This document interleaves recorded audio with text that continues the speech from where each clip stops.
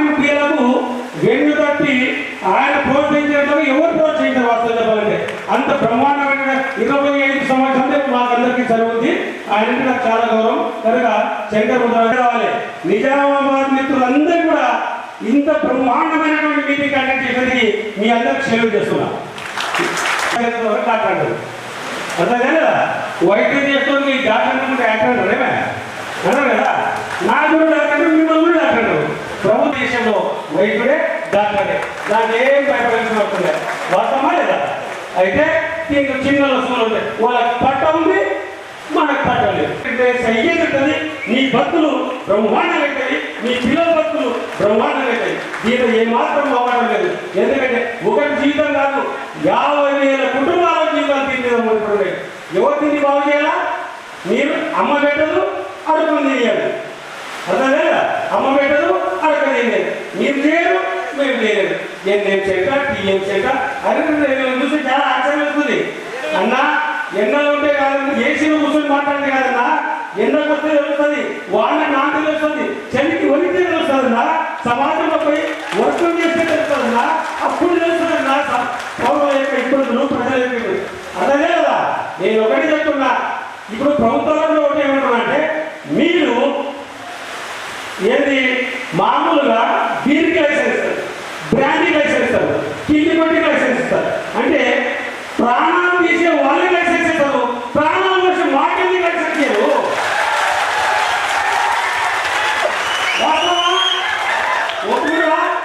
ఈ దేశంలో లక్షలాది కుటుంబాలకి ప్రాణం వచ్చే ఏకైక వ్యక్తులు ఎవరైనా ఉన్నారంటే ఆర్ఎంపీఏ.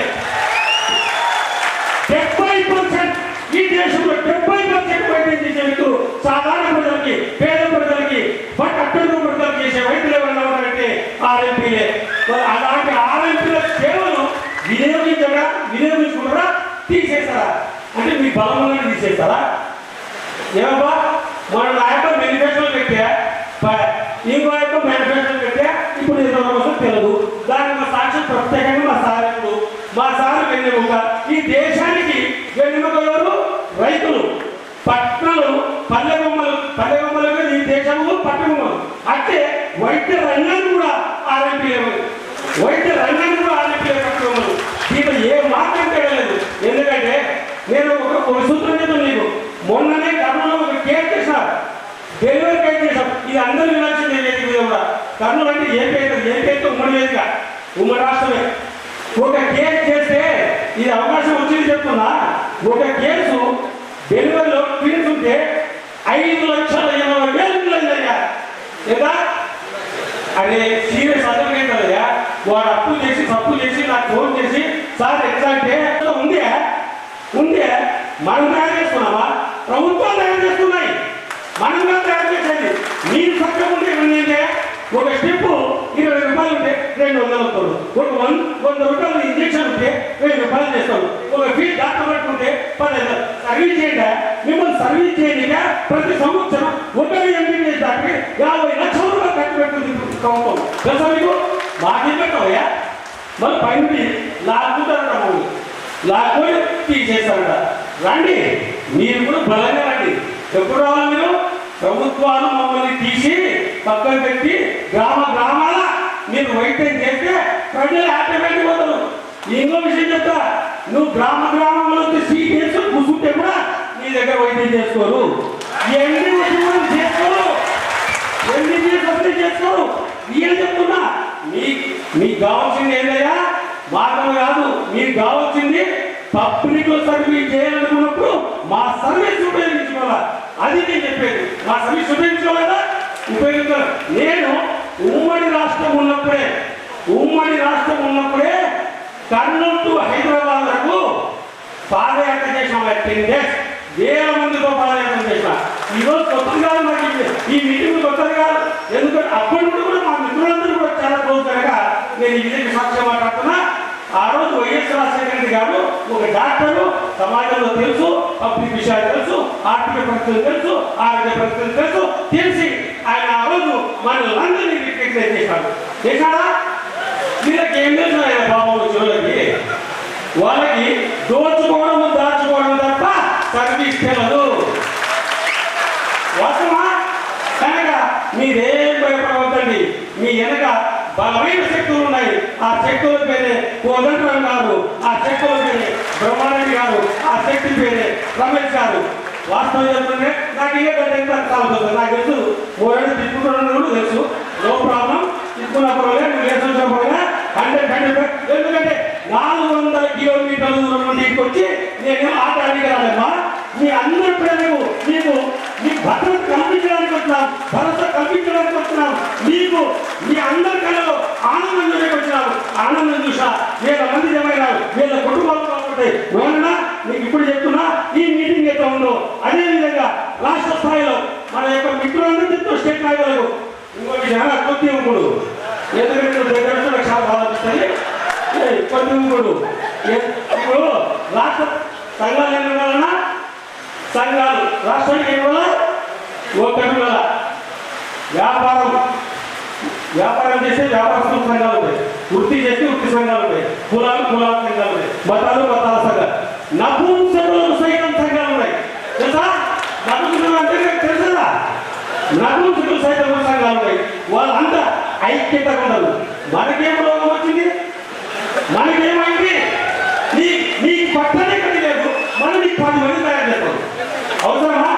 10 వేలు వాడిస్తే ఒక రాష్ట్ర సంఘం తయారైతుంది. 10 వేలే అదే మొన్ననే రీసెంట్ మొన్న ఉమ్మడి వేదిక సాధిస్తున్నాం. ఉమ్మడి వేదికని వారు మీటింగ్ ఏర్పాటు చేశారు. ఉమ్మడి వేదికని వచ్చిన మీరంతా చాలా మంది ఉమ్మడి వేదిక ఎప్పుడైతే మీటింగ్ ఏర్పాటు చేశారో నాకు చాలా బాగా వచ్చింది.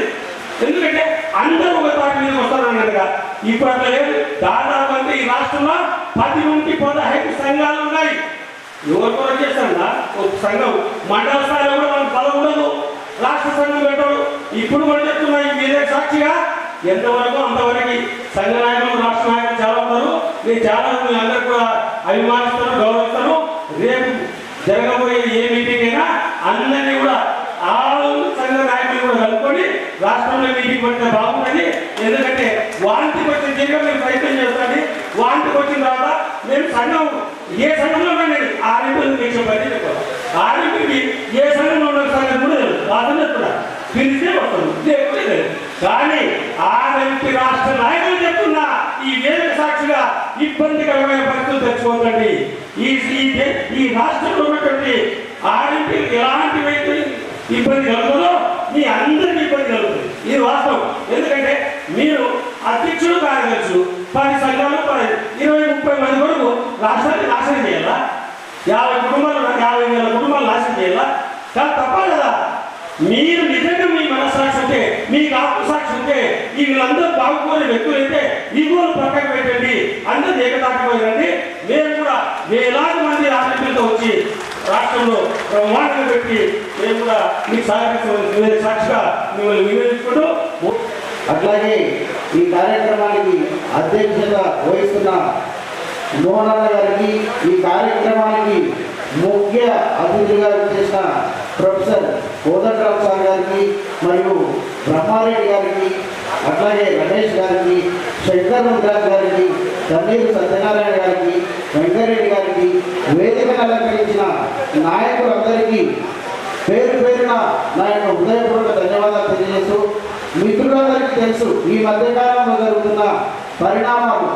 ఈ యొక్క యూనిటీని ఇదే విధంగా కొనసాగిస్తూ మన యొక్క హక్కుల కోసం, మన యొక్క సర్టిఫికెట్ కోసం ప్రభుత్వం గుర్తించే వరకు ఇక్కడి నుంచే గాంధీ పథకాలని అందరికీ కూడా తెలియజేస్తూ, మిత్రులకు కూడా తెలిసి ఈ మధ్యకాలంలో ఉమ్మడి వేదికను ఏర్పాటు చేసిండ్రు రమేష్ గారి ఆధ్వర్యంలో.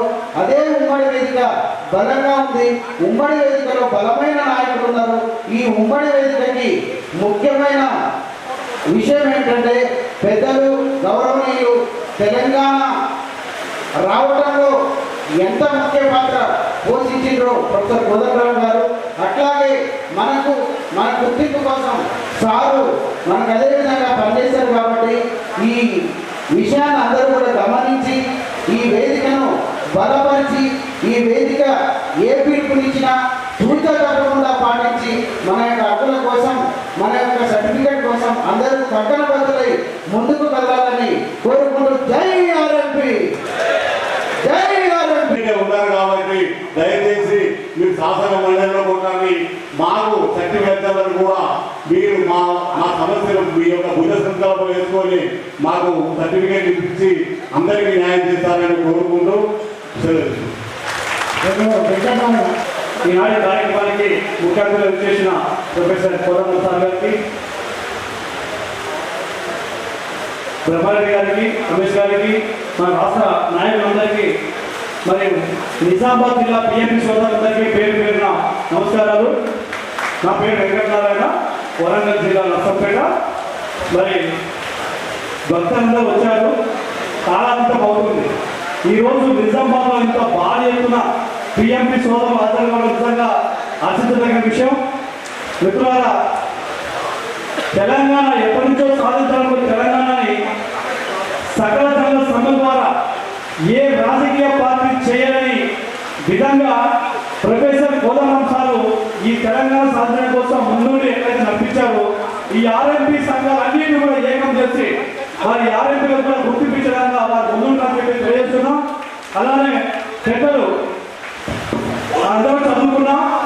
గతంలో ఇచ్చిన జీవో ప్రకారం వాల్యూమ్ 1, వాల్యూమ్ 2, వాల్యూమ్ 3 బుక్లలో మరి పెద్దలు బ్రహ్మారెడ్డి గారు వారి సుదీర్ఘ అనుభవాన్ని క్రోడీకరించి ఈ గ్రామీణ వైద్యులకు ఏ రకమైన సిలబస్ కావాలి, ఎంత నాలెడ్జ్ కావాలి, ఏ ప్రకారం వైద్యం చేయాలని చెప్పేసి చాలా కూలంకుషంగా 1000 గంటల శిక్షణ సరిపోతూ సబ్జెక్ట్ అందించిన పెద్దలు డాక్టర్ బ్రహ్మారెడ్డి గారు ఉన్నారు ఇక్కడే.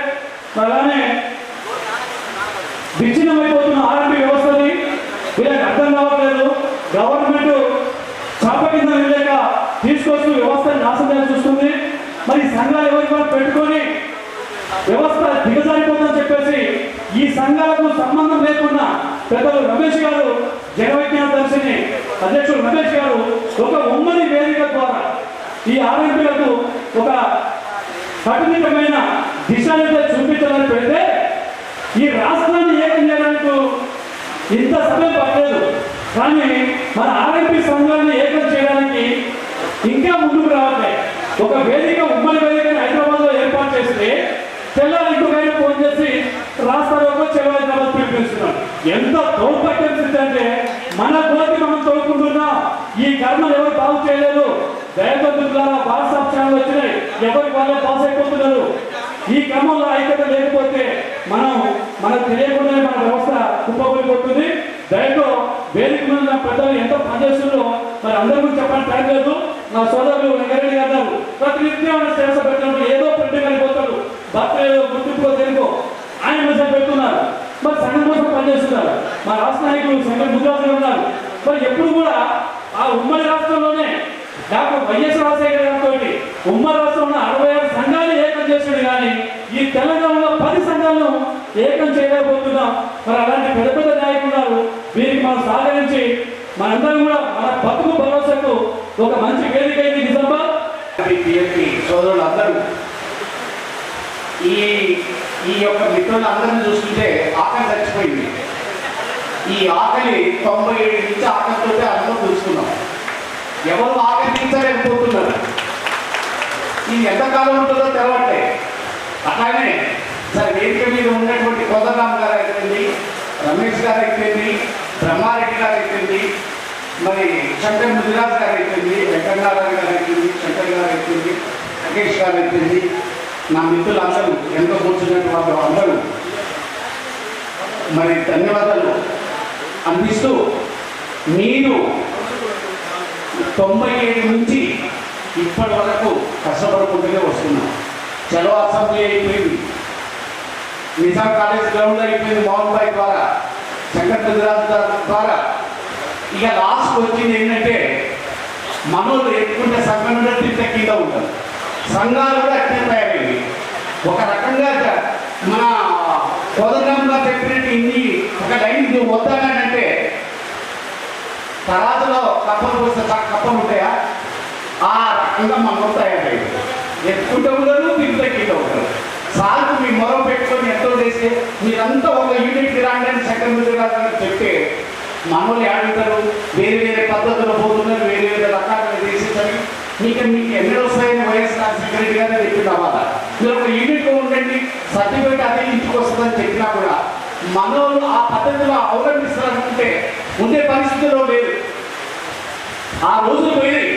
ఇప్పుడు కొత్త తరహా పద్ధతులు వచ్చినాయి. ఫాస్ట్ ఫుడ్ తినే రోజులు వచ్చేసినాయి. సర్టిఫికెట్ కూడా అది మన ఇంటికి వస్తుంది, మనం కష్టపడితే చేస్తే వస్తుంది. ఈ దాడులకు ఇంటికి భయపడి ముచ్చట లేదు. ఇటువంటి దాడులు ఎన్ని చేసుకునే ఏం కాదు, చట్టం దాని పర్యాలు చేస్తుంది. మనం ప్రజలతో మమేకమై ప్రాక్టీస్ చేసుకుంటూ పోతున్నాం. వాళ్ళు మనకు దేవుళ్ళు, వాళ్ళే మనకు సర్టిఫికెట్లు. దాన్ని గుర్తుపెట్టుకొని పొరపాటు జరగకుండా చేసే పని మేరకు మీరు చేసుకుంటూ పోతుంటే ఎలాంటి ఇబ్బందులు రావు. నీటికి వచ్చి వాళ్ళు మెడికల్ షాపులు చెక్ చేసుకోవడం అంటే పద్ధతిగా పెట్టుకుంటే ఏం కాదండి. మీరు పద్ధతులు దాటి నడుస్తున్నారు కాబట్టి ఇబ్బందులు ఎదురవుతున్నాయి. సార్ కూడా బాధపడుతున్నాడు. పరిధి నుంచి ఎవరు చేయబాకండి. బ్రహ్మారెడ్డి గారు కూడా చెప్పిన పద్ధతిలో మనం అనుసరించినట్లయితే నిజాం కాలేజ్ గ్రౌండ్లో ఏ రకంగా 26 పెట్టి సక్సెస్ చేసుకున్న అభినందన సభ అదే పద్ధతితోటి రేపు జరగబోయేది ప్రజా ఆరోగ్య కార్యకర్తలుగా మనం తయారయ్యి పెద్ద ఎత్తున మీటింగ్ పెట్టుకొని వారి ఆధ్వర్యంలో సక్సెస్ చేసుకోవాలనేటువంటి కోరికతో ఇంత దూరం వచ్చిన మీరందరి ఆశీస్సులు ఉన్నట్లయితే అది కూడా సక్సెస్ చేస్తాం. మీ అందరి యొక్క మంగళం ఉండాలి. మోహన్ బాయ్ యొక్క బాధ్యత ఎక్కువ ఉన్నది, శంకరన్న బాధ్యత ఎక్కువ ఉన్నది. కొందరమ్మ గారి మీద పెట్టినాం, నేను కూడా బాధ్యత వహిస్తా.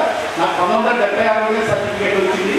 మీ అందరి కోసం నేను కాలు ఉంచి తల ఉంచి మీ అందరికీ సహకారం చేద్దానని ముందుకు వచ్చిన మీరు అందరూ సహకరిస్తే ముందు నడుస్తా. అయ్యా గవర్నమెంట్ మారింది, సంతోషం. మెను క్లాస్ లో పెట్టింది అయ్యా, సంతోషం. అయ్యా మాకు గుర్తింపు అన్నదయ్యా. మేము ఎంబీబీఎస్ వద్దు, మాకు ఏ సర్టిఫికేట్ వద్దు, ఏమద్దయ్యా గల్లి గల్లి పోయి గుడిస పోయి గరీబ్ వైద్యం చేసుకుంటామయ్యా. ఆ విషయాన్ని మేము కోరుతున్నామయ్యా. మన ఆరోగ్య మిత్రులారా, ఈరోజు మీ అందరికీ ఈరోజు పెద్దల బాలాభివందన ఒక చివరి మాట చెప్తున్నాను. మహాభారతంలో శ్రీకృష్ణ పరమాత్ముడు ఉంటే భీష్ముడు ముందు కూడా ఆజ్ఞతో ఉన్నారు. ఈరోజు మన కృష్ణ పరమాత్ముడు రేవంత్ రెడ్డి ముఖ్యమంత్రి అయితే మన భీష్ముడు కోదండరామరెడ్డి గారు అనిపిస్తున్నాను. అయ్యా మహాభారతాన్ని గెలిపించినావు, నువ్వు తెలంగాణ వచ్చినావు, మా ఆరోగ్య గుర్తింపించి మా కుటుంబాన్ని మా బిడ్డని కాపాడయ్యా అని మీకు బాధాభివందనం చెప్తున్నాను.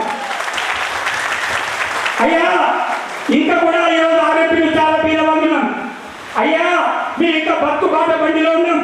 మీరు మా కృష్ణ పరిమాణంతో మాట్లాడి వైద్యనారాయణతో మాట్లాడి అసెంబ్లీలో చర్చించి మరి ఆరోగ్య కుటుంబాలని వీధిన పడకుండా అలా భార్య పిల్లల ఆడపిల్లలు ఉపాధి పోకుండా వాళ్ళందరూ ఒకరు అన్నం తిని మంచిగా బతకాలని నేను కోరుకుంటున్నాను. ఈ యొక్క అవకాశం ఇచ్చినటువంటి పెద్దలు మిత్రులకు పేరు పేరున నా యొక్క హృదయపూర్వక ధన్యవాదాలు. జై పిఎంపి. ఇప్పుడు సిద్దిపేట బాలాజీ గారు తోటి సోదరులందరూ మరియు వేదికను అలంకరించిన పెద్దలకు నా అభివందనములు శతవందనములు తెలియదు. మిత్రులారా, మన మీద దాడులు జరుగుతున్నాయని ఇటువంటి పండుగ వేదికను మనకు చూపించేటట్టు మరియు పెద్దలకు కూడా ఇటువంటి వేదికను చూపించేటట్టు నిజామాబాద్ ప్రెసిడెంట్ గారు మనకు ఇటువంటి అవకాశాలు కల్పించినారు. వారికి నా అభినందనలు శతవందనలు మరోసారి తెలియజేస్తున్నారు. మిత్రులారా, మనకు ఈ దాడులు ఎందుకు జరుగుతున్నాయనేది మీ అందరికీ తెలిసే ఉంటుంది. మనము ప్రాక్టీస్ ఏ విధంగా చేస్తున్నామో అది మొదటి నుండి చేస్తున్నాం, వీడికి 100 సంవత్సరాల నుండి చేస్తున్నాం. అది దాన్ని ఎవరు ఆపలేదు కూడా. కానీ ఇది ఎందుకు చేస్తాము, వీళ్ళు దాడులు ఇంతకుముందు ఎవరు ఎందుకు చేయలేదు అనేది ఒక చిన్న సంశయం. అది ఒక 2 నిమిషాలు మీకు చెప్తాను. వాళ్ళు ఐఎంఏ వాళ్ళు వీళ్ళంతా కలిసి మన మీద కక్ష సాధింపు సరిగా హైకోర్టు పోయిన వాళ్ళు మనకు వ్యతిరేకంగా వాళ్ళు ఒక రిపోర్ట్ సబ్మిట్ చేయడం జరిగింది.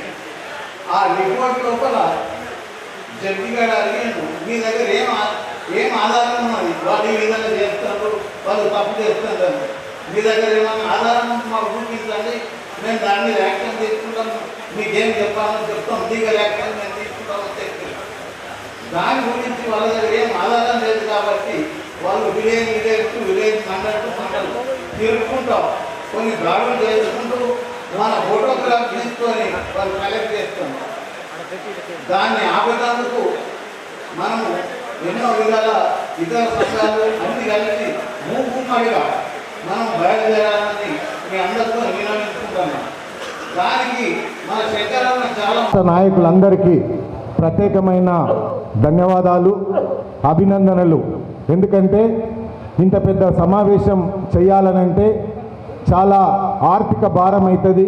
ఆ ఆర్థిక భారంతో పాటు మనం సమయం ఇచ్చి ఇంత మంచి టైం స్పెండ్ చేసి మీరందరూ ఒక క్రమశిక్షణతోటి ఆర్ఎంపీలంటే ఈ విధంగా క్రమశిక్షణతోటి 2-3 గంటలైనా ఖచ్చితంగా కూర్చొని అన్ని పూర్తిగా విని మనము పేద బీద ప్రజలకు మారుమూల మురికివాడ ఏజెన్సీ గూడాలలో తాండాలలో ఊర్లలో చేసే వైద్యానికి మీరందరూ ఒక ప్రధాన పాత్ర క్షేత్రస్థాయిలో ఉన్నారంటే అక్కడున్న ఆ గ్రామానికి మీరే ప్రత్యేకమైన దేవుళ్ళుగా అక్కడ కొలుస్తారు. కాబట్టి ఆర్ఎంపీ పిఎంపీలు ఎప్పుడూ ప్రజల అండదండతోటి ఐక్యమత్యంతో మనం ముందుకోవాలి. రాబోయే కాలంలో సమయం కూడా చాలా అయింది కాబట్టి ఇప్పుడు చాలామంది పెద్దవాళ్ళు ఉన్నారు, దూర ప్రాంతాలకు వెళ్ళి వచ్చిండ్రు, మనకంటే చాలా సీనియర్లు కాబట్టి వారికి మనం సమయం ఇవ్వాలి. మనం ఇట్లనే నేను మాట్లాడుకుంటూ పోతే 4 గంటలు 5 గంటలు మాట్లాడతాం. కాబట్టి దయచేసి మనమందరం ఒకటే గుర్తుంచుకోవాలి, హద్దుమీరి వైద్యం చేయకుండా ప్రాథమిక చికిత్స వరకే వైద్యం చేసి పేద బీద ప్రజలను అతి తక్కువ ధరలతోటి వారికి వైద్యం చేసి వారి మన్ననలు పొంది ఆ పేద ప్రజల మన్ననలు పొందితే అక్కడ ఎట్టి పరిస్థితుల్లో స్థిరస్థాయిగా మనం అక్కడ గ్రామాలలో దేవునిగానే ఉంటామని చెప్పి ఈ సభాముఖంగా మీ అందరూ తెలియజేసుకుంటున్నా. అదేవిధంగా ఇంకొక విషయం ఏందనంటే హద్దుమీరి వైద్యం చేయకుండా ఈ మధ్యకాలంలో మీ అందరికీ నేను 2 క్వశ్చన్లు వేస్తా. ఆ 2 క్వశ్చన్ ఇంట్లో ఎవరు ఇంతకుముందు గవర్నమెంట్లో పారామెడికల్ బోర్డ్ ట్రైనింగ్ చేసారో వాళ్ళందరూ కొందరు చేతులు లేవడితే బాగుంటుంది. Thank you. అదేవిధంగా ఈ మధ్యకాలంలో టీఎస్ఎంసీ తనిఖీల దాడులు అనకండి, వాళ్ళు దాడులు చేయడానికి ఏ అథారిటీ లేదు మనకు. టీఎస్ఎంసీ నుంచి ఒక ఆర్డర్ కాపీ కూడా నేను మొన్న హైకోర్టు పోయి తీసుకొచ్చిన. హైకోర్టులో కూడా టీఎస్ఎంసీ కాపీ ఇక్కడ ఎంహెచ్ఐ టీవీ ఆయన ఎట్లా చూస్తున్నాడు చూడు, ఏడుకెళ్ళి తెచ్చిండని. అయితే ఇంట్లో ఓన్లీ 54, 34 2 సెక్షన్లు ఉన్నాయి. ఈ సెక్షన్లో ఆర్ఎంపీ డాక్టర్ల మీద దాడి చేయమనంటే ఎంబీబీఎస్ పాస్ అయ్యి ఆర్ఎంపీ రిజిస్ట్రేషన్ చేసుకున్న వాళ్ళ మీద దాడి చేయమని ఉన్నది. ఫస్ట్ ఎయిడ్ మీద ఎవరి మీద దాడి చేయమని లేదు. కాబట్టి మనం ప్రాథమిక చికిత్స వరకే చేస్తాం. మేము ప్రాథమిక వైద్యులమే.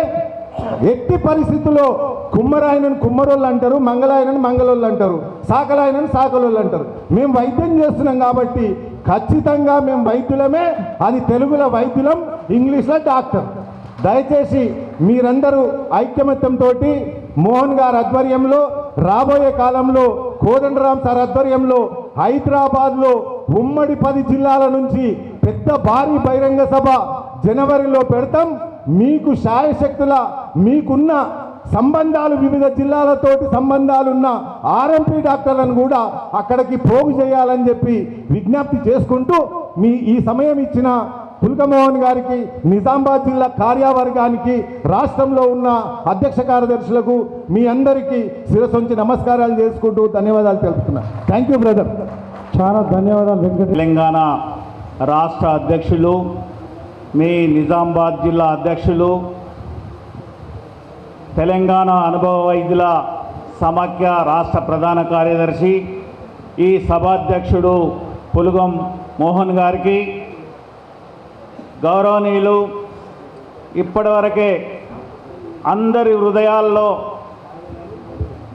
3.5 కోట్ల తెలంగాణ ప్రజల హృదయాల్లో చెరగని ముద్ర వేసుకొని 60 సంవత్సరాల ఆంధ్ర వలస దోపిడిని ఎదిరించి నిలబడి నేనున్నా మీకు, మీరు ఎవరు చావకండి అని చెప్పి నినాదించి ఒక గాంధీలాగా ఒక శాంతి పదములో తెలంగాణను తీసుకొచ్చినటువంటి మన నాయకుడు, మహానాయకుడు, వారి సారథ్యంలోనే జేఏసీలో మనం అందరం పనిచేసినాం.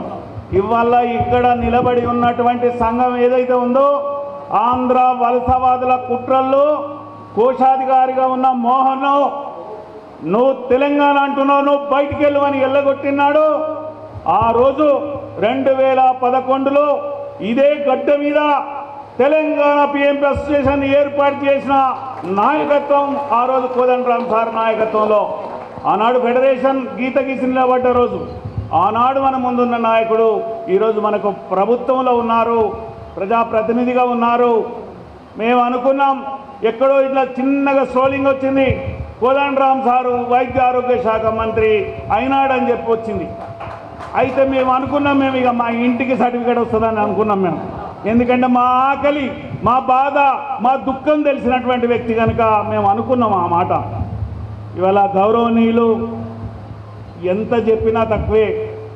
చైనా దేశంలో అంత పెద్ద పేదరికాన్ని, అంత వైద్య వృత్తిని నడిపించడంలో బేర్ఫుట్ డాక్టర్స్ కానీ, వైద్యుడు లేని చోట కానీ ప్రజా వైద్యుడు లాంటి పుస్తకాలతో పాటు స్వతంత్రంగా పుస్తకాలు రాసి, మన సిలబస్ను రాసి, మనకేం కావాలి, మనం ఎంత తెలివి ఉంది, మనకు ఇంకెంత తెలివి ఉండాలని చెప్పి ఆనాడు ఉమ్మడి రాష్ట్రంలో వైఎస్ రాజశేఖర రెడ్డి గారికి మరి ఆ సిలబస్ను తయారు చేసి ఇచ్చినటువంటి గొప్ప మహానుభావుడు.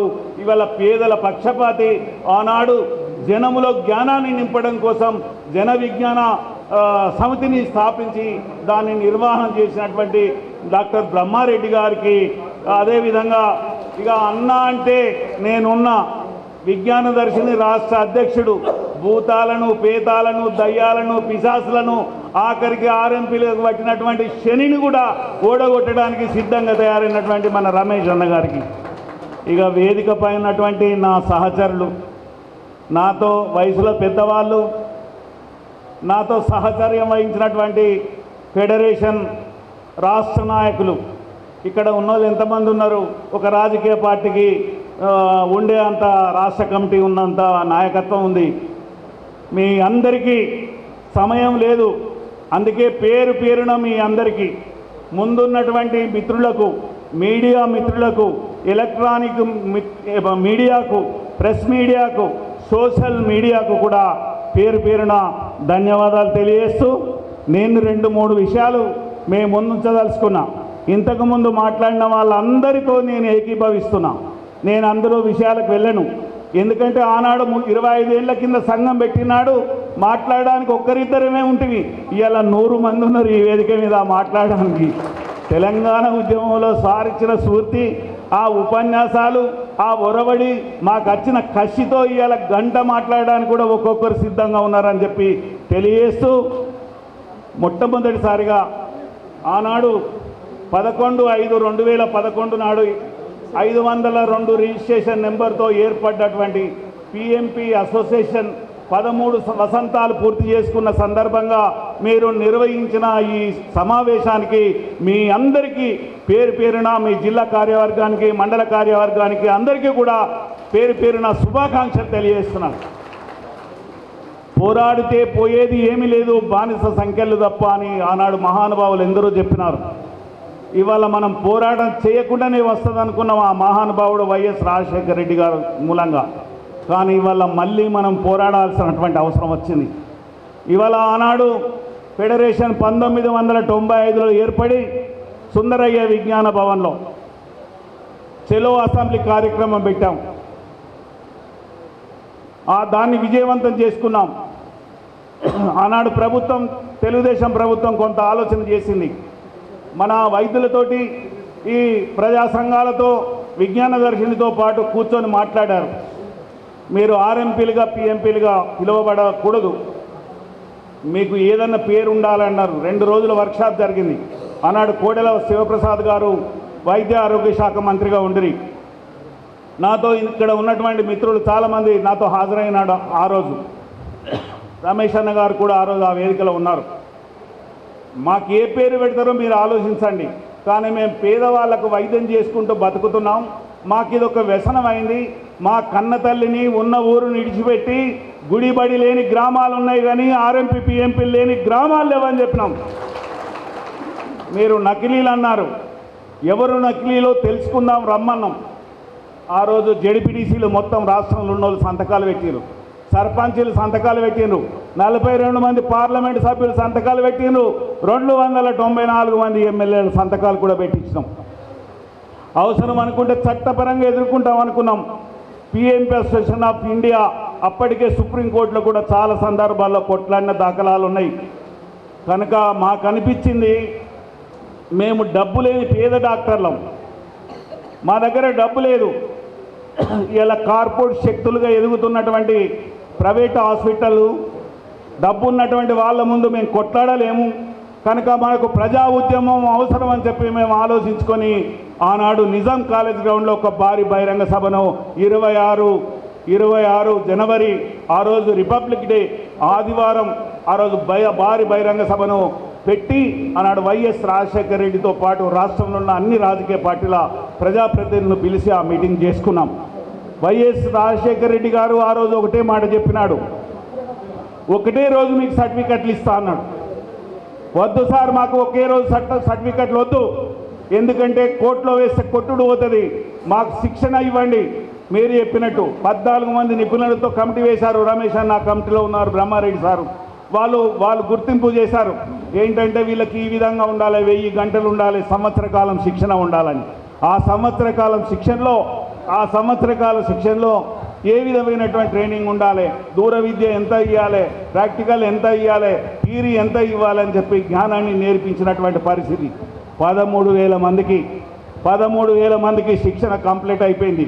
నాతో పాటు ఇక్కడ ఉన్నటువంటి వాళ్ళలో 99% శిక్షణ అయిపోయినటువంటి వాళ్ళమే ఉన్నాం. ఇక్కడ మేము స్టూడెంట్ లాగా పుస్తకాలు పట్టుకొని బుక్స్ పట్టుకొని పోయి స్టూడెంట్ లాగా కూర్చొని బ్రహ్మారెడ్డి గారు, రమేష్ అన్న లాంటి వాళ్ళ సూచనలు ఇచ్చినటువంటి చదువుకొని మేము ఇవాళ మాకు సర్టిఫికేట్ వస్తుందని చూసుకున్న సమయంలో అది రాలేదు.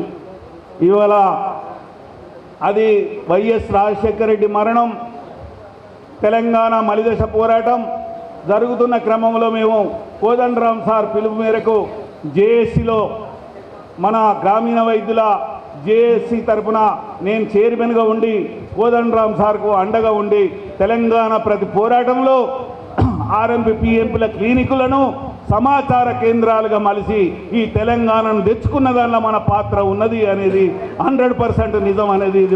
లేకపోతే పోరు సభ అవుతుంది. పోరు సభ మరొక్క మారు యుద్ధాన్ని ప్రకటిస్తున్నాం. ఎవ్వరూ అధైర్యపడాల్సిన అవసరం లేదు. కోదండరాం సార్తో పాటు మా మీద కూడా 100 కేసులు పెట్టిండ్రు. ఏ కేసు ఏం చేయలే. మీ మీద పెట్టినా అరెస్ట్ చేసిన కేసులు పెట్టినా ఏదైనా మనకు అండగా ఇవాళ పెద్దలు ఉన్నారు. ఖచ్చితంగా ఒక్క కేసు కూడా లేకుండా రాష్ట్ర ప్రభుత్వం ఎత్తివేయాలని డిమాండ్ చేస్తున్నాం. వెంటనే దాడులు నిలిపివేయాలని డిమాండ్ చేస్తున్నాం. సంఘాలు నడుపుతారా, ముందటుండి కొట్లాడతారా, లేదంటే కొట్లాడేటోళ్ళ వెనుక నడుస్తారా, ఆలోచించుకోవాలని ఈ సభ సందర్భంగా మేము విజ్ఞప్తి చేస్తున్నాం. మీరు సంఘాలు నడుపుకోండి, మీది ఏ సంఘం అన్నా కానీ, మీరు ఏ పార్టీతోటైనా ఉండండి. కానీ పార్టీలు ఎరవేసి ఇవాళ ప్రభుత్వాన్ని బదనాం చేయడానికి కొంతమంది సంఘాల వాళ్లకు ప్రోత్సహించి ఇవాళ ప్రభుత్వం వ్యతిరేకంగా చేయాలనుకుంటున్నారు. మేము ప్రభుత్వానికి మీరు వ్యతిరేకంగా చేసుకుంటే మాకు అభ్యంతరం లేదు, కానీ మా వృత్తికి అన్యాయం జరుగుతుందనే బాధను మాత్రమే వ్యక్తం చేస్తున్నాం. మా వృత్తికి ఇవాళ ప్రభుత్వం ఇవ్వడానికి సిద్ధంగా ఉంది. ముఖ్యమంత్రి చెప్తున్నాడు, కోదండరాం సార్ దాన్ని ఫాలో చేస్తున్నాడు, మేమంతా దాని వెనుకాల ఉన్నాం. మిత్రులు పులగ మోహన్ గారు, కార్యక్రమానికి ముఖ్య అతిథిగా విచ్చేసిన తెలంగాణ పోరాట రథసారథి కోదండరాం గారు, ప్రజారోగ్య రూపకర్త, ప్రజా సైన్స్ ఉద్యమ రూపకర్త, ఆనాటి ఉమ్మడి ఆంధ్రప్రదేశ్లో కానీ నేడు అనేక దేశవ్యాప్తంగా కూడా ప్రజా సైన్స్ ఉద్యమం ఏ విధంగా ఉండాలి, ప్రజా ఆరోగ్య ఉద్యమం ఏ విధంగా ఉండాలని నిరంతరం పాటుపడుతున్న వ్యక్తి డాక్టర్ వి బ్రహ్మారెడ్డి గారు, ఆర్ఎంపీ పిఎంపీ అసోసియేషన్స్ రాష్ట్ర నాయకులు, ఫెడరేషన్ నాయకులు చప్పరి ముదిరాజు గారు, సంఘాల ఆర్ఎంపీ పిఎంపీ సంఘాల అధ్యక్షులు వెంకటరెడ్డి గారు, వెల్ఫేర్ అసోసియేషన్ ప్రధాన కార్యదర్శి బాలరాజు గారు, సత్యనారాయణ గారు, ఇతర మిత్రులు భాస్కర్ గారు, ఇతర మిత్రులందరికీ, వేదిక మీద ఉన్న మిత్రులకి, ఈ కార్యక్రమానికి హాజరైన ప్రతి ఒక్కరికి విజ్ఞాన అభినందనలు. మిత్రులారా, చాలా అంశాలు మిత్రులు మాట్లాడారు. వాటన్నిటి జోలికి నేను వెళ్ళను, కానీ ఒక 2-3 అంశాలు మీ దృష్టికి తీసుకొద్దాం అనుకుంటున్నాను.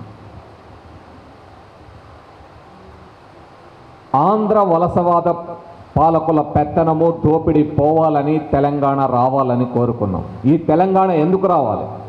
ఆ రోజు ఎందుకు రావాలనుకున్నాం? నీళ్లు, నిధులు, నియామకాలే కాదు. ప్రజలందరూ ఆరోగ్యంగా జీవించాలన్నా, ప్రజలందరికీ కొలువులు రావాలన్నా, అందరి యొక్క భవిష్యత్తు ఒక ఉన్నతంగా తీర్చిదిద్దబడాలి అంటే తెలంగాణ రావాలని కోరుకున్నాం. వచ్చిన తెలంగాణలో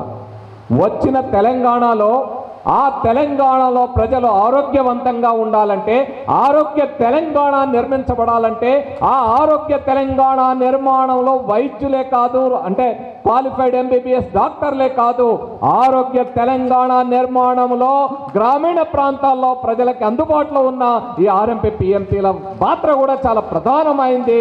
ఆ ఆరోగ్య తెలంగాణ నిర్మాణానికి మనందరం కలిసికట్టుగా పనిచేయాల్సిన అవసరం. అది జరగాలంటే ఏమంటారు?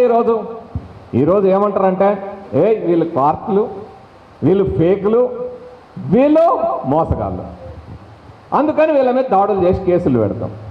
నేను అడుగుతున్నా, ఎవరు క్వార్క్ అవుతారు, ఎవరు క్వాక్ అవుతారు, ఎవరు ఫేక్ అవుతారు, ఎవరు చీటర్స్ అవుతారంటే, మన దగ్గర మీరు ఆర్ఎంపీ పిఎంపీలు అనే పేరు పక్కకు పెట్టండి అయ్యా. మీకందరూ పారామెడికల్ బోర్డులో భాగంగా కమ్యూనిటీ పారామెడిక్స్ ట్రైనింగ్ ఇస్తాం మీకు అని మన దగ్గర చలాన్లు కట్టించుకొని ఏడాది పాటు ట్రైనింగ్ ఇచ్చి ఆ తర్వాత సర్టిఫికెట్ ఇవ్వని ప్రభుత్వం ఫేక్ అవుతుందా? ప్రభుత్వం కాక్ అవుతుందా? ఆ ప్రభుత్వం మోసగాడు అవుతారా? మనమవుతామా? ట్రైనింగ్ పొందిన వాళ్ళు అవుతారా? శిక్షణ పొందారు కదా, సర్టిఫికెట్ ఎందుకు ఇవ్వలేదు? తెలంగాణ ఆ రోజు ఉమ్మడి ఆంధ్రప్రదేశ్, మరి వలసవాద నాయకుడు అనుకున్న వైఎస్ రాజశేఖర రెడ్డి గారు అన్న మనకు ట్రైనింగ్ ఇచ్చి సర్టిఫికెట్ ఇచ్చే లోపు ఆయన సరే విచారకరమైన పరిస్థితి, ఒక విషాదకరం, చనిపోయారు. మరి తెలంగాణ సాధించుకున్న 10 ఏళ్ల నుంచి ఎందుకు ఈ తెలంగాణ సర్కార్ ఈ ట్రైనింగ్ ఇచ్చిన వాళ్ళకి సర్టిఫికెట్ ఇవ్వకుండా మోసం చేసింది? ఇది మనందరం అడగాల్సింది కదా. 10 ఏళ్ళు ఎందుకు ఇవ్వలే? 10 ఏళ్ళు ఆరోగ్యం గురించి పట్టించుకోవాలా, మన సర్టిఫికెట్ల గురించి పట్టించుకోవాలా. ట్రైనింగ్ 13,000 మంది అండి ఆల్రెడీ ట్రైనింగ్ అయిన వాళ్ళు తెలంగాణ రాష్ట్రంలో 13,000 మంది ఏడాది పాటు శిక్షణ పొంది ఉన్నారు డబ్బులు కట్టి. అది కాకుండా గవర్నమెంట్కు చలాన్లు కట్టి మాకు ట్రైనింగ్ ఇస్తుందేమో అని ఎదురు చూస్తున్న వాళ్ళు ఉన్నారు. మరి ఈ ప్రభుత్వాలు ఈ రకంగా వ్యవహరించినప్పుడు 10 ఏళ్ల నుంచి ఇగిస్తుందేమో అని ఎదురు చూసాం, సాధ్యం కాలేదు. ఇప్పుడు వచ్చిన ప్రభుత్వం ఆ ఎన్నికలకు ముందు తన మేనిఫెస్టోలో పెట్టింది 2009 జీవో ప్రకారం మేము ఇస్తామని. అది ఇస్తాము అని పెట్టారు కాబట్టి అది వస్తుంది, వీళ్ళు ఇవ్వాలని ఏడాది నుంచి ఎదురు చూస్తున్నాం. ఓకే, ఇక్కడ సమస్య ఏంది?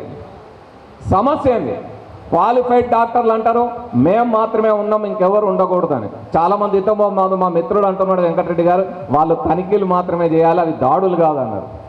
తనిఖీలు ఎవరిని చేయాలంట? క్వాలిఫైడ్ అయిన డాక్టర్లు ఎవరైతే ఉన్నారో, ఎంబీబీఎస్ ఎంఎస్ చదివి ఎండి చదివిన వాళ్ళు ఉన్నారో, వాళ్ళు సరిగ్గా వైద్యం చేస్తున్నారా లేదా, మోసం చేస్తున్నారా లేదా, అక్కడ హాస్పిటళ్ళల్లో ఎట్లా ఉంది, హాస్పిటల్లో నర్సింగ్ హోమ్స్ ఎట్లున్నాయి అనేది అక్కడ దాడులు జరగాలి. మన మీద ఏదైనా జరిగితే ఎవరు చేయాలా? పారామెడికల్ బోర్డు మన గురించి పట్టించుకోవాలి. ఎందుకంటే మనం చలాన్ కట్టింది పారామెడికల్ బోర్డుకి, తెలంగాణ మెడికల్ కౌన్సిల్ కానీ ఏపీ మెడికల్ అండ్ హెల్త్ డిపార్ట్మెంట్కి కానీ కాదు. పారామెడికల్ బోర్డుకి మనం చలాన్లు కట్టింది, మన బాధ్యత పారామెడికల్ బోర్డు చూడాలి. అందుకే నేను చెప్తున్నా, అంటే మీరు ఆల్రెడీ రిజిస్టర్డ్ అసోసియేషన్స్ ఆర్ఎంపీ పిఎంపీలు ఉన్నారు కాబట్టి ఆ పేరుతో ఆర్గనైజేషన్స్ ఉన్నాయి. కానీ ఇక నుండి మీరు అందరూ గుర్తుపెట్టుకోండి, మనం ఎక్కడ ఏది మాట్లాడినా వీఆర్ కమ్యూనిటీ పారామెడిక్స్. ప్రభుత్వం గుర్తింపు ఇచ్చిన కమ్యూనిటీ పారామెడిక్స్. మనం ఆల్రెడీ చలాన్లు కట్టిన వాళ్ళం, ట్రైనింగ్ పొందిన వాళ్ళం, ట్రైనింగ్ పొందడం కోసం ఎదురు చూస్తున్న వాళ్ళం. కాబట్టి ఆ ట్రైనింగ్ మాకు కొనసాగిస్తారా లేదా? మా చలాన్ల సంగతి ఏంది, మా డబ్బుల సంగతి ఏంది, మా శిక్షణ సంగతి ఏంది, మాకు ఒక ఇచ్చిన ట్రైనింగ్ ఏంది, ఆ ట్రైనింగ్కి బ్రహ్మారెడ్డి గారు ఇలాంటి వాళ్ళు రేయింబోళ్ళు కూర్చొని సీడీలు తయారు చేసి పుస్తకాలు రాసి ఏ విధంగా చాలామంది ఏమంటారంటే సైంటిఫిక్గా, అరే మీరు సైంటిఫిక్ మాట్లాడతారు, మీరు సైంటిఫిక్ అసోసియేషన్ కదా అంటే సైంటిఫిక్గానే ప్రజలకు ఆరోగ్యం గురించి ఏ విధంగా ఉండాలనేది కదా ఒక సైంటిఫిక్ నాయకుడు తయారు చేశాడు. ప్రజల ఆరోగ్యం గురించి పట్టించుకున్న వాళ్ళు తయారు చేశారు ఆ సిలబస్. అది ఏ విధంగా ఉండాలని చాలామంది ఇప్పుడు ఏమంటారంటే ఈ వ్యవస్థలో అగో అక్కడ హాస్పిటల్ మీద దాడి చేస్తే ఇట్లయిందండి, ఫలానా ఆయన నర్సింగ్ హోమ్ పెట్టారండి, వీళ్ళు పరిధి దాటుతున్నారండి, పరిధి ఆ రోజు వైఎస్ రాజశేఖర రెడ్డి గారు ఫస్ట్ ఎయిడ్ సెంటర్లో క్లినిక్ మాత్రమే పెట్టమన్నారు, వీళ్ళు పరిధి దాటుతున్నారు అన్నారు. పరిధి దాటేటప్పుడు ఎవరైతే పరిధి దాటుతారో ఖచ్చితంగా నేను మీ అందరికీ చెప్తా ఉన్నా, ఎవరు కూడా పరిధి దాటకూడదు. మీకు ఏ ట్రైనింగ్ అయితే ఇచ్చారో ఆ ట్రైనింగ్ పరిధిలోనే ఉండాలి, అది దాటకూడదు. కానీ దాటినప్పుడు ఏం జరగాలి, హైదరాబాద్లో మొన్న ఫుడ్ డిపార్ట్మెంట్ వాళ్ళు దాడి చేశారండి. బిర్యానీ హోటళ్ళ మీద ఇతర హోటళ్ళ మీద దాడి చేశారు. అదేంటి కుళ్ళిపోయిన మాంసం దొరికింది, ఇంకోటి దొరికింది, తింటే ఆరోగ్యం పాడైతే సస్తారని వాటి మీద కేసులు పెట్టి వాటి మీద ఎవరైతే ఆ దాడుల ఆ లోపాలకి ఆ మోసాలకి కారణమో వాళ్ళ మీద దోపిడీకి కారణమో వాళ్ళ మీద కేసులు పెట్టారు. కానీ హోటళ్ళన్నీ బంద్ చేసిరా, రెస్టారెంట్లన్నీ బంద్ చేస్తారా? అంటే పరిధి దాటిన వాళ్ళ మీద చర్య తీసుకోవాలి కానీ మొత్తం ఆర్ఎంపీ పిఎంపీ వ్యవస్థనే రద్దు చేస్తారా? చెప్పి చూస్తున్నాను నేను చెప్తున్నా స్పష్టంగా, నిజంగానే మీరు ఆర్ఎంపీ పిఎంపీ వ్యవస్థను రద్దు చేయదలుచుకుంటే ప్రభుత్వం అనుకున్నా, టీజీ మెడికల్ కౌన్సిల్ అనుకున్నా, ఇంకెవరు అనుకున్నా ఒక్క నెల రోజులు ఆర్ఎంపీ పిఎంపీ లేకుండా చూడండి, రాష్ట్రంలో ప్రజారోగ్యం ఏమవుతుందో తేలిపోతుంది. నేను ఆవేశంగా చెప్పట్లే, ఆవేదనతో చెప్తా ఉన్నా. 12 ఏళ్ల క్రితం ఎప్పుడైతే కమ్యూనిటీ పారామెడిక్స్ ట్రైనింగ్ ఇవ్వాలని అనుకున్నారో ఆ రోజు నుంచి లెక్కలు చూస్తూ ఉన్నాం. మొత్తం తెలంగాణ ఆనాడు ఉమ్మడి ఆంధ్రప్రదేశ్లోనే కాదు భారతదేశంలో ప్రపంచవ్యాప్తంగా ఆరోగ్య వ్యవస్థ ఎట్లా ఉందని చూస్తూ ఉన్నా. ఒక్కొక్క దేశంలో 1000 మందికి ఎంతమంది డాక్టర్లు ఉండాలా, 1000 మందికి ఒక డాక్టర్ ఉండాలంటే అమెరికాలో 3.5 ఉంటే, యూరోప్ కంట్రీస్లో 4-5 దాకా ఉంటే మన దగ్గర ఒక్కరు కూడా లేని పరిస్థితుల్లో, అంటే దాదాపు ఆ రోజు నుంచి ఈ రోజు వరకు 50% మందికి తెలంగాణలో 50% మంది ప్రజానికానికి ఆధునిక వైద్యం అందుబాటులో లేని కాలంలో, అందుబాటులో లేని పరిస్థితుల్లో, ఈ క్వాలిఫైడ్ డాక్టర్లు ఎవరు అందుబాటులో లేని పరిస్థితుల్లో దాదాపు 60-70% మంది ప్రజానికానికి అవసరమైన ప్రాథమిక చికిత్స కానీ ప్రాథమిక అంశాల్లో కానీ వాళ్ళు నాటు వైద్యుల దగ్గరికి, మోటు మంత్రగాళ్ళ దగ్గరికి, ఇంకెవరో బాబా స్వాముల దగ్గరికి మోసపోకుండా ఆరోగ్యాన్ని కాపాడుతూ ఆ ఇంజక్షను ఆ గోళీనో ఏదో ఇస్తూ ఊర్లో మామూలు ప్రాథమిక చికిత్స అందిస్తున్న వాళ్ళు ఆర్ఎంపీ పిఎంపీలుగా ఉండే కమ్యూనిటీ పారామెడిక్స్గా ఉన్న వాళ్ళు తప్ప ఇంకెవరైనా ఉంటే చెప్పండి, చూపెట్టండి. మరి వీళ్ళకి గుర్తింపడానికి అసలు ప్రభుత్వం ఎందుకు మీనమేషాలు లెక్కేస్తుందో నాకు అర్థం కావట్లేదు. 1 ఇయర్ ఎందుకండి, ఏం కావాలా మీరు? ఏమన్నా ఇప్పుడు 100 కోట్ల ప్రాజెక్ట్ అయిదేమన్నా, ఏమన్నా 100 కోట్లు ఇవ్వాలన్నా మనకు ట్రైనింగ్ ఇవ్వాలంటే. కాబట్టి ఆ 100 కోట్ల ప్రాజెక్ట్ కాదు, డబ్బులు ఏమీ అవసరం లేదు, ట్రైనింగ్. ప్రతి జిల్లాలో మెడికల్ కాలేజ్ ఉంది, ఆ మెడికల్ కాలేజ్ పోయి మేము కూడా కూర్చుంటాం, మేము చాలాన్లు కట్టిన వాళ్ళు వచ్చి కూర్చుంటారు, వాళ్ళకి ట్రైనింగ్ ఇవ్వండి. కాబట్టి మిత్రులారా, ఇది చాలా జెన్యూన్ న్యాయమైన డిమాండ్. ఈ డిమాండ్ కేవలం ఆర్ఎంపీ పిఎంపీల కమ్యూనిటీ పారామెడిక్స్ కోసం మాత్రమే కాదు, ఈ డిమాండ్ తెలంగాణ రాష్ట్రంలోని ప్రజా ఆరోగ్యం కోసం అవసరమైంది. అది ప్రభుత్వం గుర్తించి మనందరికీ శిక్షణ ఇవ్వాలి. తెలంగాణగా ఏర్పడాలంటే దీని అవసరం ఉంది. నిజమే, ఇక్కడ మోసాలు జరుగుతూ ఉన్నాయి. క్వాలిఫైడ్ డాక్టర్ల దగ్గర మోసాలు జరగట్లేవా? కార్పొరేట్ హాస్పిటల్లో ఈరోజు నేను ఛాలెంజ్ చేస్తున్న తెలంగాణ మెడికల్ కౌన్సిల్, మీరు వెళ్ళి చూడండి, కార్పొరేట్ మెడికల్ హాస్పిటల్లోకి వెళ్ళండి, అక్కడ ఎవరు ట్రీట్మెంట్ ఇస్తున్నారో, ఐసీయూలో ఐసీసీయూలో ఉన్న వాళ్ళు ఎవరు, వాళ్ళ సర్టిఫికెట్లు తీసి బయట పెట్టే దమ్ము సత్తా ఉందా? ఎన్ని నర్సింగ్ హోమ్లు నిబంధనల ప్రకారం నడుస్తున్నాయో చూద్దామా? ఎవరు ప్రజల్ని దోపిడీ చేస్తున్నారో, ఎవరు ప్రజారోగ్యాన్ని దోపిడీ చేస్తున్నారో, లక్షల కోట్లు ఎవరు దోసుకుంటున్నారో వాళ్ళను వదిలిపెట్టి పిచ్చుకల మీద AK-47 ఏందయ్యా మేం చేసేది? ఊరూరు తిరిగి సైకిల్ అనేది తిరిగి. ఒక ఆయన అన్నాడు నన్ను, ఒక డాక్టరు, సార్ మా ఫాదర్ మోపెడ్ మీద పోయిండు, ఇవాళ నేను కార్లో తిరుగుతా ఉన్నా. కార్లో తిరగాలనుకునే కాలంలో మీరు ఇంకా వెనకటి కాలంలో ఉండి ఎప్పుడో రాజశేఖర రెడ్డి గారి పీరియడ్ గురించి మాట్లాడుతూ ఉన్నారు సార్. ఇప్పుడు ఆర్ఎంపీలు అవసరం లేదు సార్. 10,000 మంది ఎంబీబీఎస్ డాక్టర్లు ఏడాదికి వస్తున్నారు. మేమందరం ఉండగా మీరు ఎందుకు సార్ ఇదంతా దీని గురించి మాట్లాడుతున్నారంటే నేను ఒక మాట చెప్పిన, నేను ఒక సైన్స్ కార్యకర్తనయ్యా. మోపెడ్ మీద నుంచి కారు దగ్గరికి రావచ్చు ఆగిపోవాలనుకోను. నేను జనమందరూ విమానాల్లో తిరగాలి, అంత టెక్నాలజీ అభివృద్ధి చెందాలి, విమానాల అభివృద్ధిలోకి రావాలని కోరుకుంటాను. అంత మాత్రాన మోపెడు మీద తిరిగేట ఆయన కాళ్ళు ఎరగొట్టి ఆయన ఇంట్లో పడుకోవాలని కోరుకోను. అది ఉండాలి. అది అందరికీ అందుబాటులోకి వచ్చేంతవరకు ఇది కూడా ఉండాలి. ఆర్ఎంపీ పిఎంపీలు వస్తే సార్ మేము ఇంతమంది వచ్చినా మాకెక్కడ పని ఉంటుందంటే జనం లేరా? ఒకటి గుర్తుపెట్టుకోండి. బస్సు వచ్చిన తర్వాత ఎడ్ల బండి ఉందా? ఎక్కుతారా? మరి బస్సు వచ్చిన తర్వాత డిమాండ్ తగ్గుతుంది కదా. ఎంబీబీఎస్ డాక్టర్ నిజంగానే నువ్వు వచ్చి ప్రజల కోసం పనిచేస్తే ఆ జనం నీ దగ్గరికి వస్తే ఇక ఆర్ఎంపీలు అవసరం ఎందుకుంటే మనమే వేరే దారి చూసుకుంటాం కదా. అక్కడ చేసుకునే డిమాండ్ నువ్వు చేసుకోలేక నువ్వు వచ్చి ప్రజల గురించి పట్టించుకోక ప్రజలతో మాట్లాడు. ఒకటి మిత్రులారా, ఆరోగ్యంలో మొట్టమొదటి మీ మందులు, మీ వైద్యం ఇవన్నీ పక్కన పెట్టండి. బ్రహ్మారెడ్డి గారు కూడా చెప్తారు, ఆయన పుస్తకాల్లో కూడా ఉంది. మీ అన్నీ పక్కన పెట్టండి. నువ్వు వచ్చిన మనిషి దగ్గరికి వచ్చి ఒక 2 ముచ్చట్లు అంటే అయ్యా, అమ్మ, చిన్నమ్మ, బాబు, మేనా అని మాట్లాడితే సగం రోగం తగ్గిపోతుంది. ఆ పని చేస్తారు కాబట్టి ఆర్ఎంపీల దగ్గరికి వస్తారు. మీరు చేయండి. ఎంబీబీఎస్ డాక్టర్లు ఎవరు వద్దన్నారు? నాకు తెలుసు మా సత్యనారాయణ గారు నాకు చిన్నప్పుడు పోతే ఎట్లా ఇంజక్షన్ గుట్టిండో, నేను చూదంటే అంత ఊర ఏం కాదు నాన్న దా అనుకుంటే ఎట్లా కూర్చుండో తెలుసు. కాబట్టి అట్లాంటి ఆ సంబంధాలు, ఆ మానవ సంబంధాలు మెయింటైన్ చేస్తున్నారు కాబట్టి ఇంకున్నారు. కాబట్టి మిత్రులారా, ఆరోగ్య తెలంగాణ కోసం ఇది అవసరం. దీన్ని చేద్దాం ఈ కార్యక్రమంలో. అయితే అందుకోసమే నేను మొదట అందరినీ పిలిచి అందరినీ ఉమ్మడి వేదికలో, నేను అసలు ఈ ఉమ్మడి వేదిక ఏర్పడడానికి ముందు అందరికీ నన్ను ఎవరన్నా అడిగిరా? మీరు వేదిక మీద ఉన్న రాష్ట్ర నాయకులు ఎవరన్నా నాకు ఫోన్ చేసి నువ్వేం తయారు రమేష్ ఆ రోజు కమిటీలు ఉన్నవి ఏదైనా చేయండి అడిగిరా? నేనే ఇది ఆరోగ్య తెలంగాణ, ప్రజల ఆరోగ్యానికి ఇది అవసరమని మీ అందరికీ ఫోన్లు చేసి అందరిని పిలిచి మిమ్మల్ని అందరినీ ఒక వేదిక మీద కూర్చోబెట్టాలనుకున్నా. ఇక ఇంట్లో ఒక ఆయన అటు అంటాడు, ఒక ఆయన ఇటు అంటాడు. ఇక ఈ ఫోన్లలో నా జుట్టు చాలాసార్లు అందుకే ఊడిపోయింది. ఇప్పుడు అసలు అది కూడా లేకుండా పోయే పరిస్థితి వచ్చింది. మీ దాంట్లో ఇందులో పోవడంలో మీరు కూడా ఒక కారణం కింద అవుతున్నారు. అయినా అందరినీ ఒక తాటి మీదకి తీసుకొచ్చి కూర్చోబెట్టి సాధించాలనే ప్రయత్నం చేసినాం. అందుకనే ఈ ఉమ్మడి వేదిక ఏర్పడింది. ఈ ఉమ్మడి వేదిక ఆధ్వర్యంలో చాలా మంది అంటారు, ఎన్ని రోజులయ్యే ఇవన్నీ ధర్నాలు, పికెటింగ్లు పిలిపిద్దాం, ఉద్యమాలు చేద్దాం. ఉద్యమాలు మిత్రులారా నేను అందరికీ చెప్పినా, ఈరోజు మీకు కూడా చెప్తున్నా, ఉద్యమాలు కొత్త కాదు తెలంగాణకి. విష్ణూరు దొరకెదురు తిరిగిన చాకలైలమ్మ పుట్టిన గడ్డ ఇక్కడ తెలంగాణకి. ఉద్యమాలు కొత్త కాదు, పికెటింగ్లు కొత్త కాదు, ధర్నాలు కొత్త కాదు, సాధించడం కొత్త కాదు. కాకతీయులను ఎదురు తిరిగి పోరాడిన సమ్మక్క సారక్క పుట్టిన గడ్డ ఇది. అరే ఉద్యమాలు కొత్త అనుకున్నారా? చాలా మంది ఇవి రావండి, ఎంపీ వీళ్ళకి రావు, సర్టిఫికెట్ రావు, అవి రావు. తెలంగాణ ఉద్యమంలో కూడా అదే చెప్పారు. తెలంగాణ రాదు, 50 ఏళ్ళకి రాలేదు, ఇవాళ ఏమొస్తుంది అన్నారు. వచ్చిందా రాలేదా? చాటిన మాలేదా తెలంగాణ సత్తా?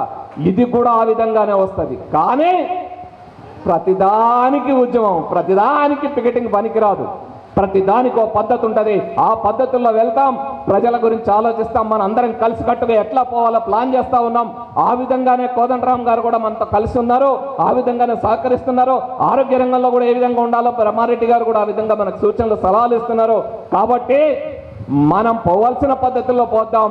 అనివార్యమైతే చెయ్యాల్సి వస్తే ఉద్యమాలకి, పోరాటాలకు సైతం సిద్ధం. దానికి కూడా ఎవరు వెనుకబడేది లేదు. కానీ ఆ అవసరం రాకుండానే ప్రభుత్వం సానుకూలంగా ఉన్నప్పుడు ఏ విధంగా సాధించుకోవాలనే ప్రయత్నం కూడా చేద్దాం, సాధించగలుగుతాం. నా అభిప్రాయం ఏంటంటే, కోదండరామ్ సార్ తోటి మిగతా వాళ్ళతో మాట్లాడిన తర్వాత నాకున్న అభిప్రాయం, నా అనుభవంతో నేనేమనుకుంటున్నంటే, అంత దూరం లేకుండానే మన సమస్య సానుకూలంగా పరిష్కరించబడుతుంది. అది అవకాశం ఉంది. కాబట్టి ఆ గుర్తింపు, సెల్ఫ్ రెస్పెక్ట్ అవసరం, మన గుర్తింపు అవసరం. ఆ గుర్తింపు మన కోసం కాదు, ప్రజల ఆరోగ్యం కోసం ప్రభుత్వం ఇచ్చి తీరాలి. ఇచ్చి తీరాల్సిన పరిస్థితుల్లోకి ప్రభుత్వాన్ని నెట్టివేసే విధంగా మనం తయారవుతాం. ఆ విధంగా చేయడానికి రేపు పొద్దున ఇంకా మేము అనుకోలేదు, కమిటీలో అనుకొని ఆ నిర్ణయం కూడా తీసుకుంటాం. డేట్ ఏదైనా అనౌన్స్ చేస్తాం.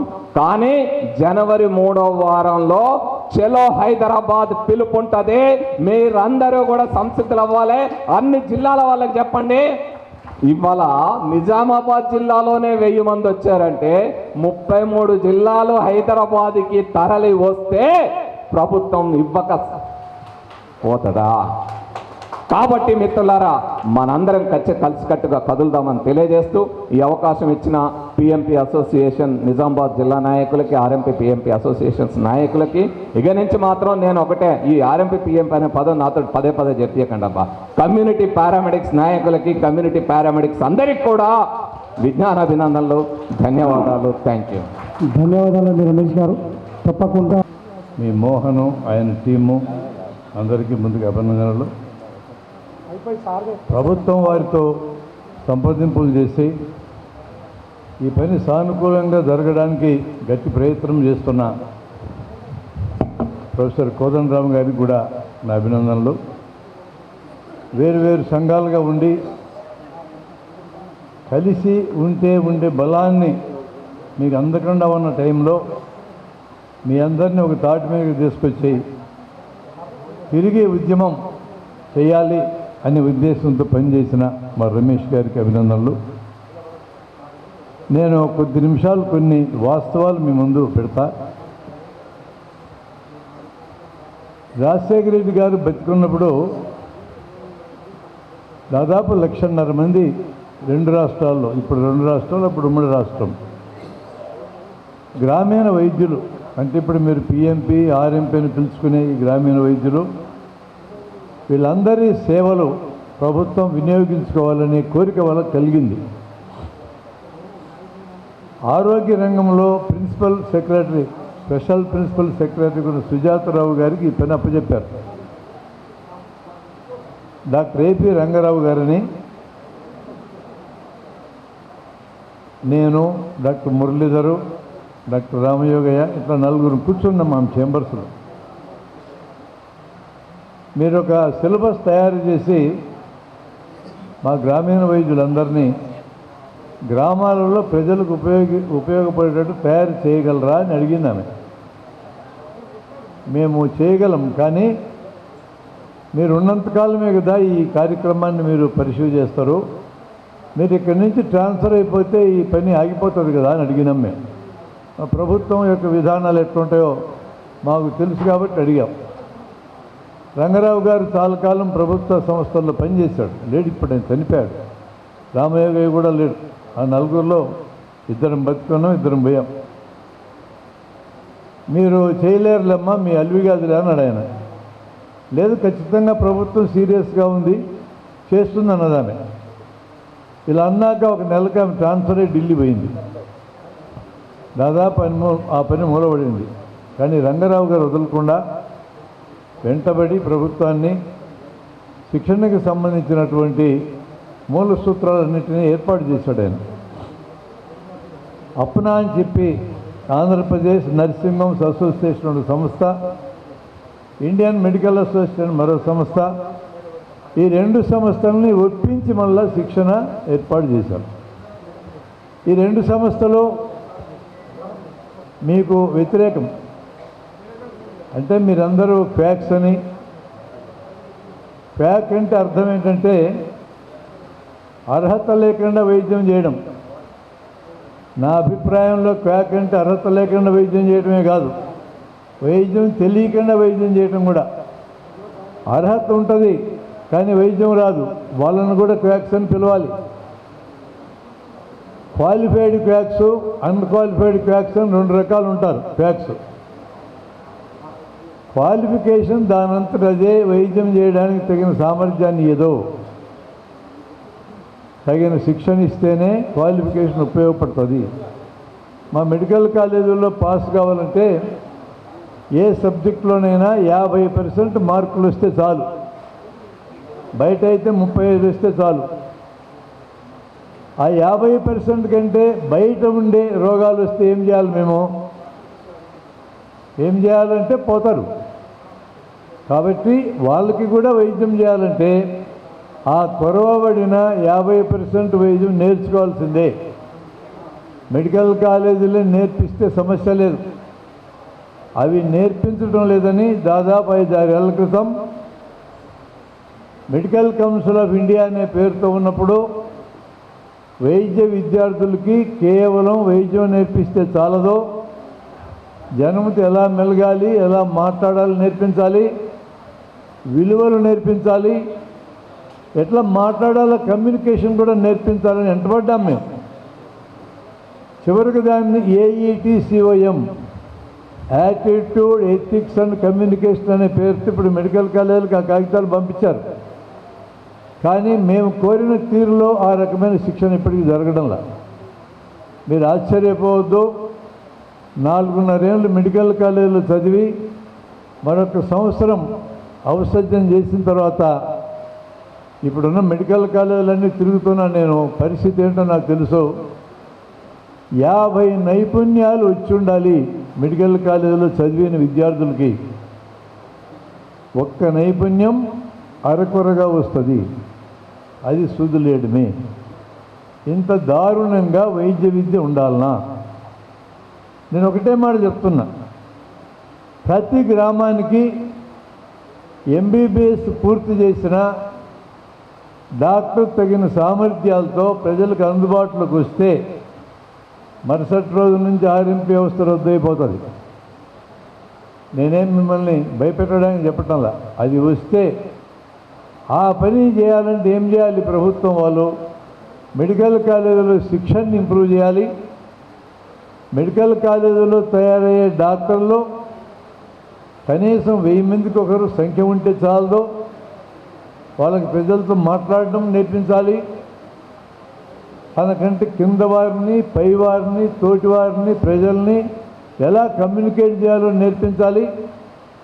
అసలు వాళ్ళు గ్రామాలకు పోయేటట్టు చేయాలి. ప్రైవేట్ మెడికల్ కాలేజీలు పెట్టిన తర్వాత ఒక్కొక్క మెడికల్ సీటు ₹1,00,00,000 కట్టి సీటు తెచ్చుకున్నాక వీళ్ళల్లో ఎంతమంది గ్రామాలకు పోయి ప్రజలకు సేవ చేయడానికి సిద్ధంగా ఉన్నారో నాకు చెప్తారా? అసలు ప్రైవేట్ కాలేజీలు పెట్టడమే ఒక బేవార్స్ కార్యక్రమం నా దృష్టిలో. గవర్నమెంట్లోనే మెడికల్ కాలేజీలు పెట్టి శిక్షణ ఇవ్వచ్చు కదా. అసలు మెడికల్ సీట్లు అమ్మే కార్యక్రమం ఏంది? ఒకసారి సీటు కొన్న తర్వాత ₹1,00,00,000 పెట్టినోడు 10 కోట్లు సంపాదించని ఆలోచించడా? ఎన్నికల్లో డబ్బు అనేది ప్రవాహమైన తర్వాత, మద్యం ప్రవాహమైన తర్వాత గెలిచినటువంటి ప్రజాప్రతినిధులు సంపాదించాలనుకుంటారా, సేవ చేయాలనుకుంటారా? అక్కడ ఉన్నది ఇక్కడ ఉండదా? అది ఆలోచించాలి ప్రభుత్వం. దానివల్ల పర్యవసానం ఏమవుతుంది? అక్కడ తయారైనటువంటి వాళ్ళు వైద్యం చేయరు. డబ్బులు బాగున్నోళ్ళు కాబట్టి వాళ్ళు అమ్మనాయనలు అడిగి డబ్బులు తీసుకొచ్చి కార్పొరేట్ ఆసుపత్రులు పెడతారు.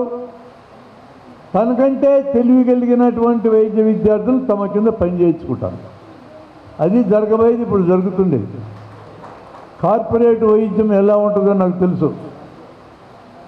కార్పొరేట్ వైద్యంలో ఉన్నటువంటి గొప్పతనం గురించి అంటుండేది, దాన్ని ప్రాక్టీస్ చేసేవాళ్ళు ఎలా ఉన్నారనేది, అది చాలా ముఖ్యం.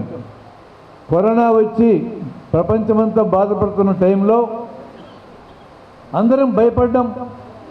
లక్షల మంది మరణించారు. దాని అనుకున్న అసలు నిజాలు చెప్తా వినండి. ఒక్క పైసా ఖర్చు లేకుండా కరోనా రోగం రాకుండా ఎలా చేసుకోవచ్చో మేము ప్రచారం చేసినాం జన విజ్ఞానుల తరఫున. 6 అడుగుల దూరం ఉంటే జబ్బు రాదు. దగ్గినప్పుడు, తుమ్మినప్పుడు చెయ్యి అడ్డం పెట్టుకుంటే పక్కవాడికి రోగం రాదు. 6 అడుగుల దూరానికి పైసా ఖర్చు కాదు, చెయ్యి అడ్డం పెట్టుకోవడానికి కూడా పైసా ఖర్చు కాదు. మొదట్లో మీకు గుర్తుంటే దగ్గు వస్తే చెయ్యి ఇట్లా అడ్డం పెట్టుకోమని చెప్పారు. తర్వాత మానేస్తున్నారు. ఎందుకు మానేస్తున్నారు? చెయ్యి ఇట్లా అడ్డం పెట్టుకుంటే ఖర్చు ఏమవుతుంది? మాస్కులు అనే అమ్ముడు పోవాలంటే చెయ్యి అడ్డం పెట్టుకోమని చెప్పకూడదు, మాస్క్ కట్టుకొని చెప్పాలా. 2020 సంవత్సరం జూలై 31వ తేదీన గాలిలో వ్యాపించే వైరస్తో జబ్బు వస్తున్న ప్రచారం జరిగింది. నిజమే, 10% వైరస్ గాలిలోకి వెళ్తుంది. ఆ ప్రచారం జరిగినందువలన ఎయిర్ కండిషన్ రూముల్లో, ఎయిర్ కండిషన్ కార్లలో, బస్సుల్లో అక్కడక్కడే వైరస్ తిరిగితే ప్రమాదము అని రాశారు వాళ్ళు. అది చెప్పకుండా గాలిలో వైరస్ పోతుంది, గాలిలో పోతుందని ప్రచారం చేసి పెద్ద పెద్ద మాస్కులు అమ్ముకుని ప్రపంచవ్యాప్తంగా 13.5 లక్షల కోట్ల రూపాయల వ్యాపారం చేశారు. కరోనా కూడా వ్యాపారమే. అట్లా తయారైంది కార్పొరేట్. లాక్డౌన్ పెట్టిన టైంలో ప్రజలందరూ ప్రశాంతంగా బతికినారు. లాక్డౌన్ తీయగానే కరోనా పాజిటివ్ అంటే ఆసుపత్రుల్లో చేర్చినారు. కరోనా పాజిటివ్స్లో 100కి 35 మందికి ఒక్క లక్షణం కూడా ఉండదు. మరొక 45 మందికి కొద్దిగా జ్వరము కొద్దిగా జలుబు వస్తుంది. వాళ్ళకు వైద్యం లేకుండా బాగవుతారు. 2 కలిపితే 180 మంది. 180 మంది కరోనా పాజిటివ్స్ వచ్చిన వాళ్ళకి వైద్యం అక్కర్లేదు. ఇంకో 15 మందిని ఐసోలేషన్ ఇంట్లో కానీ ప్రభుత్వం వారు ఐసోలేషన్లో కానీ పెడితే వాళ్ళకు కూడా రోగం బాగైంది. 100 మందికి కరోనా పాజిటివ్ వస్తే మన దేశంలో మరణాలు 0.9, 1 కంటే తక్కువ. మనకంటే దరిద్రంగా ఉండే దేశాలు ఉన్నాయి, ఆఫ్రికా దేశాలు. వాళ్ళకి 100 మందికి 0.3, 300 మందికి ఒకడు మరణించాడు. అంటువ్యాధులను ఎప్పుడో జయించాం అని మాట్లాడుతున్న ఐరోపా దేశాలు, బ్రిటను, అమెరికా లాంటి దేశాల్లో 100 మందికి పాజిటివ్ వస్తే 5 నుంచి 10 మంది మరణించారు. గాలిలో కలిసే వైరస్ వలన రోగం రాదు. గాలిలో కలిసే వైరస్ వలన రోగ నిరోధక శక్తి వస్తుంది. ప్రూవ్ అయింది ఆ విషయం. ధారావి స్లమ్ ముంబైలో 2 చదరపు కిలోమీటర్ల ఏరియాలో 6.5 లక్షల మంది జీవిస్తారు. 6 అడుగుల దూరం కూడా పాటించలేరు వాళ్ళు. మన దేశంలో మొదటి వేవులో అత్యంత ఎక్కువ రోగ నిరోధక శక్తి వచ్చింది ధారావి స్లమ్, 58% వచ్చింది. మన సిటీస్లో 40% వచ్చింది. మన గ్రామాలు 25% వచ్చింది. ఏం చెప్తుంది ఇదంతా? మొత్తం దేశంలో వచ్చే రోగాలలో 100లో 80 రోగాలకి ఒక్క మందు అక్కర్లేదు, ₹1 ఖర్చు అక్కర్లేదు, ఆసుపత్రులు అక్కర్లేదు, డాక్టర్లు అక్కర్లేదు. ఇది మాకు తెలుసు, చెప్తున్నాం ఇదే. మరొక 10% రోగాలకి కొద్దిపాటి మందులు, కొద్దిపాటి ఖర్చు, డాక్టర్ అక్కర్లే, ఆసుపత్రి అక్కర్లా. జ్వరం, ఉదాహరణకి జ్వరమే తీసుకో. జ్వరాల్లో 100కి 80 జ్వరాలు వైరల్ జ్వరాలు. వైరల్ జ్వరాలకు మందులు పనిచేయవు. 5 రోజుల్లో అవే తగ్గిపోతాయి. ఇంట్లో రెస్ట్ తీసుకో, అయిపోయింది 80%. ఒకవేళ నీకు నొప్పులు ఎక్కువ ఉండి తలనొప్పి ఉంటే పారాసిటమాల్ వేసుకో. ఈ మాత్రలు డాక్టర్ ప్రిస్క్రైబ్ చేయక్కర్లా, షాపుల్లో ఓవర్ ది కౌంటర్ కొనుక్కోవచ్చు. నువ్వక్కర్లా, నేను కూడా అక్కర్లా. 90% రోగాలకి పారాసిటమాల్ ఇంట్లో పెట్టుకుని వాడుకో. ఇంకా 10% రోగాల్లో కొద్దిపాటి శిక్షణ ఇస్తే, అది డాక్టరే కానక్కర్లా, ఎవరికి శిక్షణ ఇచ్చినా 5% రోగాలు బాగవుతాయి. నేను చూపిస్తా వాటిని మీకు 1-2. ఇన్ని హాస్పిటళ్ళు, ఇన్ని ల్యాబులు, ఇన్ని మందుల షాపులు, మందుల కంపెనీలు, ల్యాబొరేటరీ సామాన్ చేసే కంపెనీలు, ఆపరేషన్ చేసే కంపెనీలు, ఇన్ని బడా హాస్పిటల్ అన్నీ 105 రోగాలకు వస్తాయి. 95 రోగాలకి ఏమి అక్కర్లా. డేటా, పూర్తి స్థాయి డేటా మన దగ్గర ఉంది ఈ రోజున. ఉదాహరణకి కంట్లో నలకబడుతుంది. పొలాల్లో పనిచేసే రైతులు కంట్లో నలకబడుతుంది, కన్ను నొప్పి అవుతుంది. కంట్లో నొప్పి ఉందని సిటీకి వచ్చి కంటి డాక్టర్ దగ్గరికి పోతే, ఎంఎస్ ఆప్థల్మాలజీ చేసిన డాక్టర్ దగ్గరికి పోతే 500 ఫీజు ఇవ్వాలి. కంట్లో నలక తీస్తే 1000 రూపాయలు ఇవ్వాలి. ఈ నలక తీసే మార్గం 100కి 5% రోగాల్లో మనం నేర్పించవచ్చు. 5 నిమిషాలు నేర్పించవచ్చు. ఒక బేసిన్ నిండా నీళ్లు పోసి దాంట్లో తలకాయ ముంచి, కళ్ళు 2 ముంచి 10 సార్లు రెప్పలు ఆడిస్తే 100కి 90 మందికి కంట్లో నలకపోతుంది. ఆ తర్వాత పోకపోతే కన్నెట తెరిచి భూతద్దంతో చూస్తే, భూతద్దం ఎక్కడుంది? ఇది రీడింగ్ గ్లాస్, ఇది భూతద్దం. చత్వారం గ్లాసుల్లో కింద భూతద్దం ఉంది. దాంట్లో చూస్తే నల్లగా సన్న నలక, మిల్లీమీటర్ సైజు నలక కనపడుతుంది. ఒక న్యూస్ పేపర్ ముక్కని, చిన్న ముక్కని నీళ్ళల్లో తడిపి ఆ నలక మీద టచ్ చేస్తే ఆ 10 మందిలో 9 మందికి నలక బయటకు వస్తుంది. ఇక డాక్టర్ దగ్గరికి పోవాల్సింది ఒక్కడు, 99 మంది డాక్టర్ దగ్గరికి పోనక్కర్లా. ఇట్లాంటి డేటా కదా మనం జనానికి ఇవ్వాలా. మరి అదే జ్వరంతో ఒక క్వాలిఫైడ్ డాక్టర్ దగ్గరికి వస్తే ఏం చేస్తాడు? నా దగ్గరికి వస్తే నేను నీకు వైద్యం అక్కర్లు ఇంటికి బాగుంటా. అలా అనగానే ఆ రోగి నన్ను అనుమానంగా చూస్తాడు, వీడికి వైద్యం వచ్చా రాదా అని. అందువల్ల నాకు 3,000 రూపాయలు పరీక్షలు రాసిస్తే, పరీక్షలన్నీ నార్మల్ వచ్చినా కూడా 1,000 రూపాయలు మందులు రాసిస్తే నాకు ఇచ్చే 100-200 న్యాయమే అనుకుంటాడు. జనానికి నేర్పించండి అయ్యా, మీకు రూపాయి ఖర్చు లేకుండా జ్వరాన్ని బాగు చేస్తే నేను బతకడానికి 100 రూపాయలు ఇవ్వమని అడగండి. నీకు 3,000 నుంచి 4,000 ఖర్చు పెట్టిస్తే నాకు డబ్బులు ఇచ్చేది ఏంది? తలకిందుల వైద్యం నడుస్తుంది దేశంలో, తలకిందుల వైద్యం. మీకైనా నేను చెప్పదలుచుకున్నదే, జనానికి వైద్యం అక్కర్లేని డబ్బుల్లో అక్కర్లేదని చెప్పినందుకు ఫీజు తీసుకోండి. తప్పుడు మందులు రాసినందుకు కాదు, తప్పుడు పరీక్షలు రాసినందుకు కాదు. మీకు ఇంకా శుభ్రంగా అర్థమయ్యేటట్టు చెప్తా. ప్రతిరోజు గుండె డాక్టర్ల దగ్గరికి వచ్చే వాళ్ళలో, గుండె నొప్పి అని వచ్చే వాళ్ళలో సగం మంది గుండెలో చురుక్కుని వచ్చేవాళ్ళు ఉంటారు. గుండె జబ్బు ఎప్పుడు చురుక్కుని రాదు. బరువెత్తినట్టు అన్న వస్తుంది, మంటగానైనా వస్తుంది, బెగిదీసినట్టు అన్న వస్తుంది. ఈ 3 పద్ధతులతోనే వస్తుంది. చురుక్కుని వచ్చేది కండరాల నొప్పి, గుండె జబ్బు కాదు. చెప్పచ్చుగా డాక్టర్లు, నీ గుండె జబ్బు లేదు ఇంటికి పోని చెప్తారా? ఈసీజీ తీయించుకో, ఇకో తీయించుకో, ట్రెడ్మిల్ తీయించుకో, 3,000 ఖర్చు పెట్టించుకో. ఎందుకు చెప్పాలన్నట్లా? మేము చెప్పాం, నీకు అక్కర్లేదు వైద్యం, ఇంటికి బాగుంటా. వెళ్ళరు, ఇంకో డాక్టర్ దగ్గరికి పోయి 3,000 కాజేసుకుంటారు. జనానికి ఇది కదా నేర్పాలి మనం మొదట. అది మీరు బతకడానికి వైద్యం చేస్తే చేయండి, నాకు అభ్యంతరం లేదు. కానీ ప్రజల్ని బతికిచ్చే పనులు ముందు చేయండి, ఆ తర్వాత మీరు వైద్యం చేయండి. ప్రజలందరూ కష్టపడి శ్రమ చేసి సంపదను సృష్టిస్తూ ఉంటే, పంది కుక్కుల్లాగా కొంతమంది దేశంలో తింటూ ఉంటే వాళ్ళకి సహాయపడే పని మనం చేయకూడదు. మన ప్రజలను మనం బతికించుకోవాలి. అందుకనే ఈ జబ్బులేటికి వైద్యాలు అక్కర్లేని జబ్బులు ఉన్నాయి, వాటికి వైద్యం చేయమని మనం రికమెండ్ చేయకూడదు. నేను ఇంకొక ఉదాహరణ మీకు చెప్తా. నా దగ్గరికి ఒక కరెంటు షాక్ కొట్టి పిల్లని పట్టుకొచ్చారు. ఒకసారి 10 నిమిషాలు అయింది షాక్ కొట్టి, చచ్చిపోయాడు.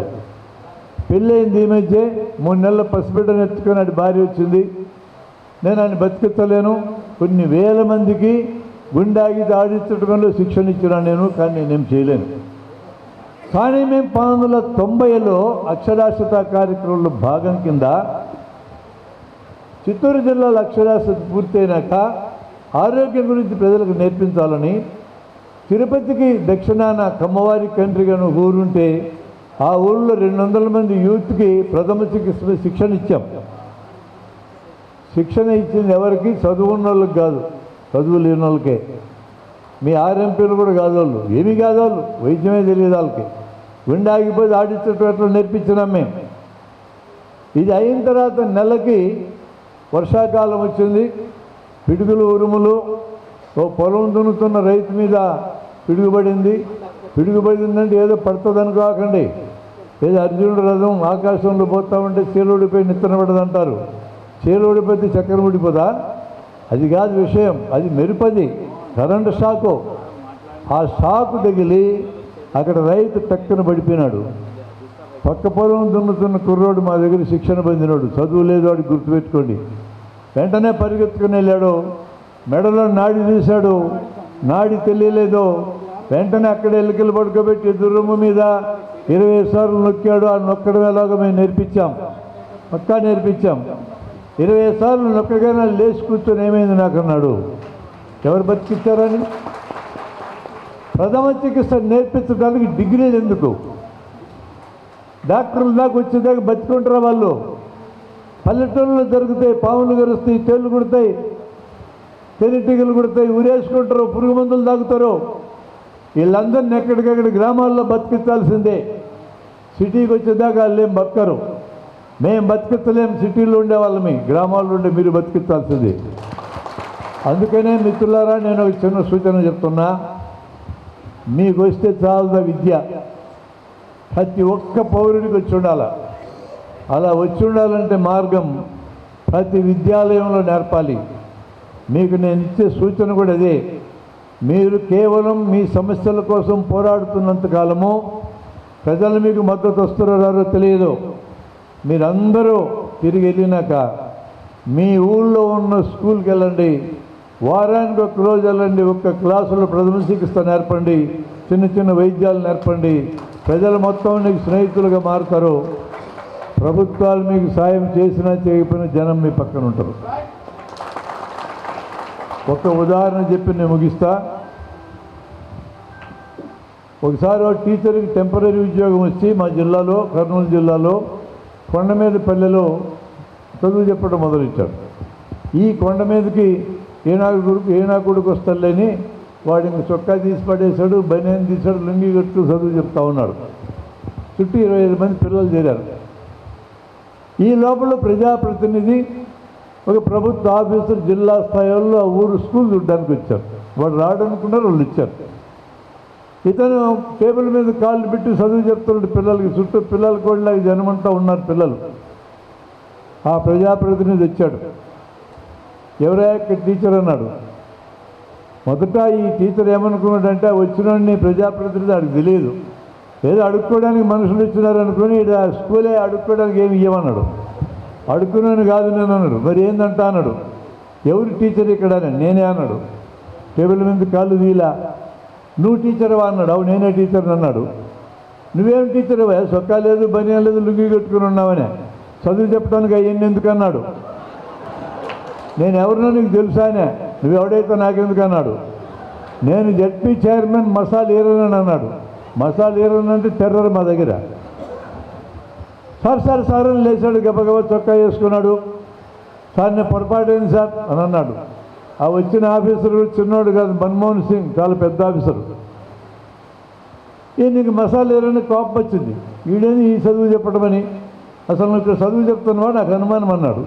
లేదు సార్ ఇక్కడే వండుకొని తింటున్నా, కుండలు సట్లు ఉన్నాయి చూడు ఇక్కడనే, అవి ఉంటే చదువు చెప్పినట్టేనా, అటెండెన్స్ రిజిస్టర్ అన్నాడు. అటెండెన్స్ రిజిస్టర్ జరిగితే 15 రోజులు సంతకాలు పెట్టలా. నేను చెప్పలా, నువ్వు చదువు చెప్పడం లేదన్నాడు. అటెండెన్స్ రిజిస్టర్ సంఖ పెట్టుకొని పోవడం మొదలెట్టాను, ఉద్యోగం పీకేస్తాను. రాకొచ్చిన ఉద్యోగం అది పోతే ఫ్యామిలీ వస్తే వీడు ఎంటబడ్డాడు. వాళ్ళు ఏమి వెళ్ళిపోతున్నారు. గ్రామంలో జనం ఎదురొచ్చారు. ఏమి సార్ నీ ఎంటబడ్డాడు మా టీచరు అన్నాడు. వీడు బడికి రావడంలో ఇది పీకేయడానికి పోతానని అన్నాడు. ఆపినారు ఆయన్ని జనం, 10 మంది రైతులు ఆపినారు. ఈయన వచ్చినాకనే 25 మంది పిల్లలు చదువుకోవడానికి వస్తున్నారు. ఈయన కానీ పీకి నూకిన అంటే మళ్ళీ దిక్కురానియము నిన్ను అని వార్నింగ్ ఇచ్చారు. ఏం చేశాడు మసాల్ ఈరన్న? మంత్రాలయం గుడిలో పూజారిని టెర్రర్ అయినా వెనక్కి వెళ్ళి అన్ని సంతకాలు పెట్టించి మరీ సొక్కా లేకుండా చదివి అని చెప్తావురా, సొక్కా వేసుకుని చెప్పని చెప్పి వెళ్ళిపోయారు. ఎవరు రక్షించినారండి ఆయన్ని? మిమ్మల్ని కూడా జనం రక్షించాల. అందుకనే మీరు స్కూల్కి వెళ్ళండి, జనంతో సంబంధాలు పెట్టుకోండి. ఇది ఒక రాజకీయ నిర్ణయం అండి. మీకు ట్రైనింగ్ ఇవ్వడం కానీ, ట్రైనింగ్ తీసుకున్న సర్టిఫికెట్లు ఇవ్వడం కానీ రాజకీయ నిర్ణయం. మొన్న తీసుకున్న నిర్ణయం రాజశేఖర రెడ్డి యొక్క రాజకీయ నిర్ణయం. ఆయన తీసుకోవడానికి బలమైన కారణం ఉంది. ఒక్కొక్క ఆర్ఎంపీ గ్రామంలో ఉన్నటువంటి ఆయన గ్రామీణ వైద్యుడు 100 మంది మనుషులను ఇన్ఫ్లుయెన్స్ చేయగలడు. 1,50,000 మంది ఉభయ రాష్ట్రాల్లో కలిపి ఆర్ఎంపీలు ఉంటే ఇంటూ 100 1,50,000 ఓట్లు. మీరు 1,50,000 ఓట్లు, మనుషులు కాదు. అందుకు రాజకీయ నిర్ణయం తీసుకున్నాడు ఆయన. అప్పుడు 1,50,000 ఓట్లు అయితే ఇప్పుడు కాకుండా పోతాయా? మళ్ళా రాజకీయ నిర్ణయమే తీసుకోమంటున్నా నేను. మరి ఆ ప్రభుత్వం కూడా వీళ్ళదేగా, వాళ్ళ ప్రభుత్వం కొనసాగింపే కదా. మరి ఆ రోజు మాటిచ్చి ముందుకెళ్ళి ఆయన అర్థాంతరంగా మరణించిన పని ఆగిపోయింది. శిక్షణ అయిన వాళ్ళు ఉన్నారు. ఆ రోజు చాలా జాగ్రత్తగా మేము ఫ్రేమ్ చేశాం.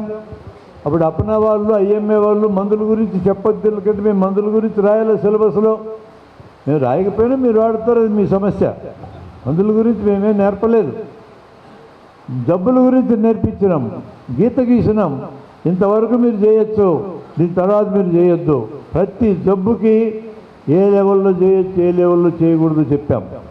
ఈరోజు అడ్డగోలు వైద్యం నడుస్తూ ఉంది. వైద్యం మొత్తం వ్యాపారం కింద మారిపోయింది. మందుల కంపెనీల వ్యాపారం, ఆపరేషన్ సామాగ్రి చేసే కంపెనీల వ్యాపారం.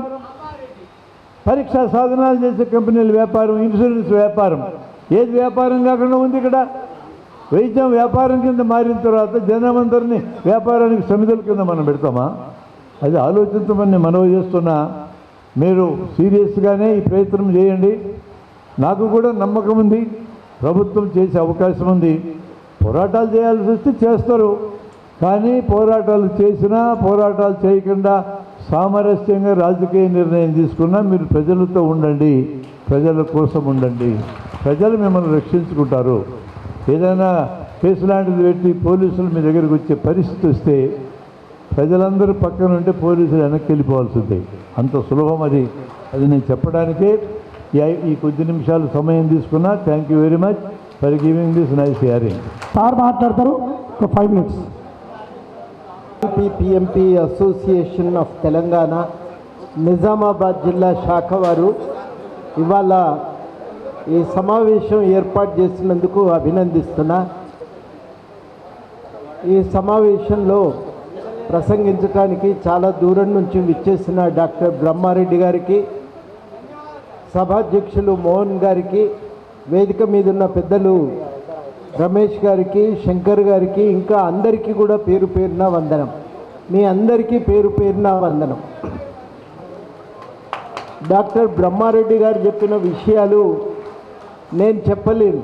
అవి డాక్టర్గా అనేక సంవత్సరాల ప్రజాసేవలో అనేక సంవత్సరాలు పొందినటువంటి అనుభవంతో వారు మాట్లాడారు. అంతకంటే గట్టిగా ఒక వైద్యుడి కోణం నుంచి ఆర్ఎంపీ పిఎంపీ ఆవశ్యకతను ఎత్తి చూపటం సాధ్యం కాదు. వారిని ఈ విషయంలో మీరందరూ కూడా గట్టిగా అభినందించవలసిందే. మనం చెప్పవలసిన విషయాలు మనకంటే బలంగా వారు చెప్పారు. ఇది ఇవాళటి అవసరం. ఏ యుద్ధానికైనా 2 పార్శ్వాలు ఉంటాయి. మొదటి పార్శ్వం ఏంటంటే భావరంగంలో మనం మొట్టమొదట గెలవాలి, ఆలోచన రంగంలో మొట్టమొదట గెలవాలి. ఆ ఆలోచన రంగంలో గెలవగలిగినప్పుడు రాజకీయంగా కూడా గెలవటం సాధ్యమవుతుంది. ఆ ఆలోచన రంగంలో గెలవటానికి కావలసిన సామాగ్రిని వారు అందించారు. వారు అన్నది ఏంటంటే వైద్యుడు లేని చోట వైద్యం అందించగల వ్యక్తి ఒకరు ఉండాలి. ఆ వ్యక్తులు మీరు మీతో కూడా ఆగకూడదు, మీకంటే ఇంకా సాధారణ ప్రజలకు కూడా ఈ వైద్యం చేరాలి, ఆ నాలెడ్జ్ చేరాలి, ప్రాథమిక వైద్యం అక్కడికక్కడ అందించగల శక్తి రావాలి. అప్పుడు మాత్రమే మనం ప్రాణాలను కాపాడగలుగుతాం. అందుకని వైద్యారోగ్య వ్యవస్థలో మీరంతా ఒక భాగము అనే మాట వారు చెప్పారు.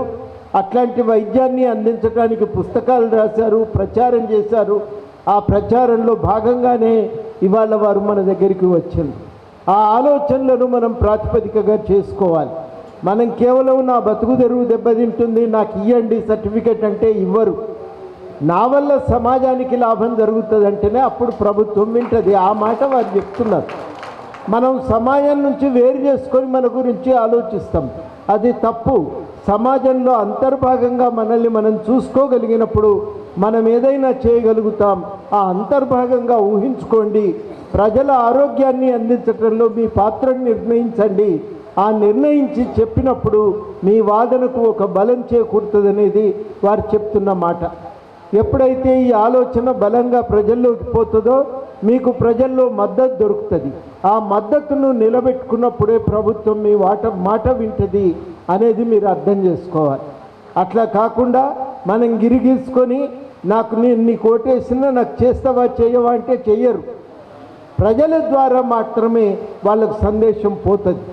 నా ఓట్లు ఉంటున్నాయా పోతున్నాయా అనేది సాధారణంగా చాలామంది నాయకులు ఆలోచిస్తూ ఉంటారు. ఆ కోణం అనేది చాలా కీలకం. మీరు చెప్తున్న మాట ప్రజలకు లాభం చేస్తుంది అనుకున్నప్పుడు ప్రభుత్వం వింటది, తప్పకుండా ఆలోచిస్తుంది. ఆ దృష్టికోణం నుంచి మనం ప్రచారం చేయవలసిన అవసరం ఉంది. రెండవది, రాజకీయ పరంగా మనం సాధించుకోవటానికి ఆ మద్దతు కూడగట్టిన తర్వాత ప్రభుత్వానికి అర్థమయ్యేటట్టుగా దాన్ని సాధించుకోవటానికి మనం ఒక వ్యూహం వేసుకోవాలి, వ్యూహాత్మకంగా నడుచుకోవాలి. అది రెండవ పని. ఈ 2 పనులు కూడా మనం జాగ్రత్తగా చేయాలి. చేయటమే మన ముందు ఉన్నటువంటి కర్తవ్యం. ఇవాళ మొదటి పని మీరు సీరియస్గా చెయ్యాలి. కరపత్రాల ద్వారా ఊరూరికి ప్రచారం చెయ్యాలి, పాటల ద్వారా ఊరూరికి ప్రచారం చెయ్యాలి. ఆ ప్రచారం చేయటం ద్వారా మీ గెలుపు సాధ్యమవుతుంది అనేది గుర్తుపెట్టుకోండి. అది మీరు గుర్తుపెట్టుకోవాల్సిన మొట్టమొదటి అంశం. అందుకని ఆ కోణం నుంచి మనం కదిలిన తర్వాత అప్పుడు మనం ఏ ప్రయత్నం చేసినా మనం గెలుపు అనేది సులభ సాధ్యమవుతుంది. స్పష్టంగా ఒక వ్యూహాత్మకంగా వ్యవహరించటం అవసరం. మనకున్న శక్తిని చాలా జాగ్రత్తగా ఒడుపుగా వాడుకోవాలి. ఏకాఏకిన కుమ్మరిస్తే లాభం లేదు. దాన్ని జాగ్రత్తగా ఒక్కొక్క అడుగు ముందుకు పోవాలి. ప్రతి అడుగు మన బలం పెరగాలి. ఆ పెరిగే విధంగా మనం నడుచుకోకపోతే మనకు నష్టం జరుగుతుంది. ఇది మనం అందరం కూడా ఆలోచించాలని చెప్పి మిమ్మల్ని కోరుతున్నా. నిజంగా కూడా ఇదేం కష్టమైన విషయమేం కాదు. కాకపోతే ఏంటంటే చాలా బలమైన శక్తులు అడ్డం పడుతూ ఉంటాయి.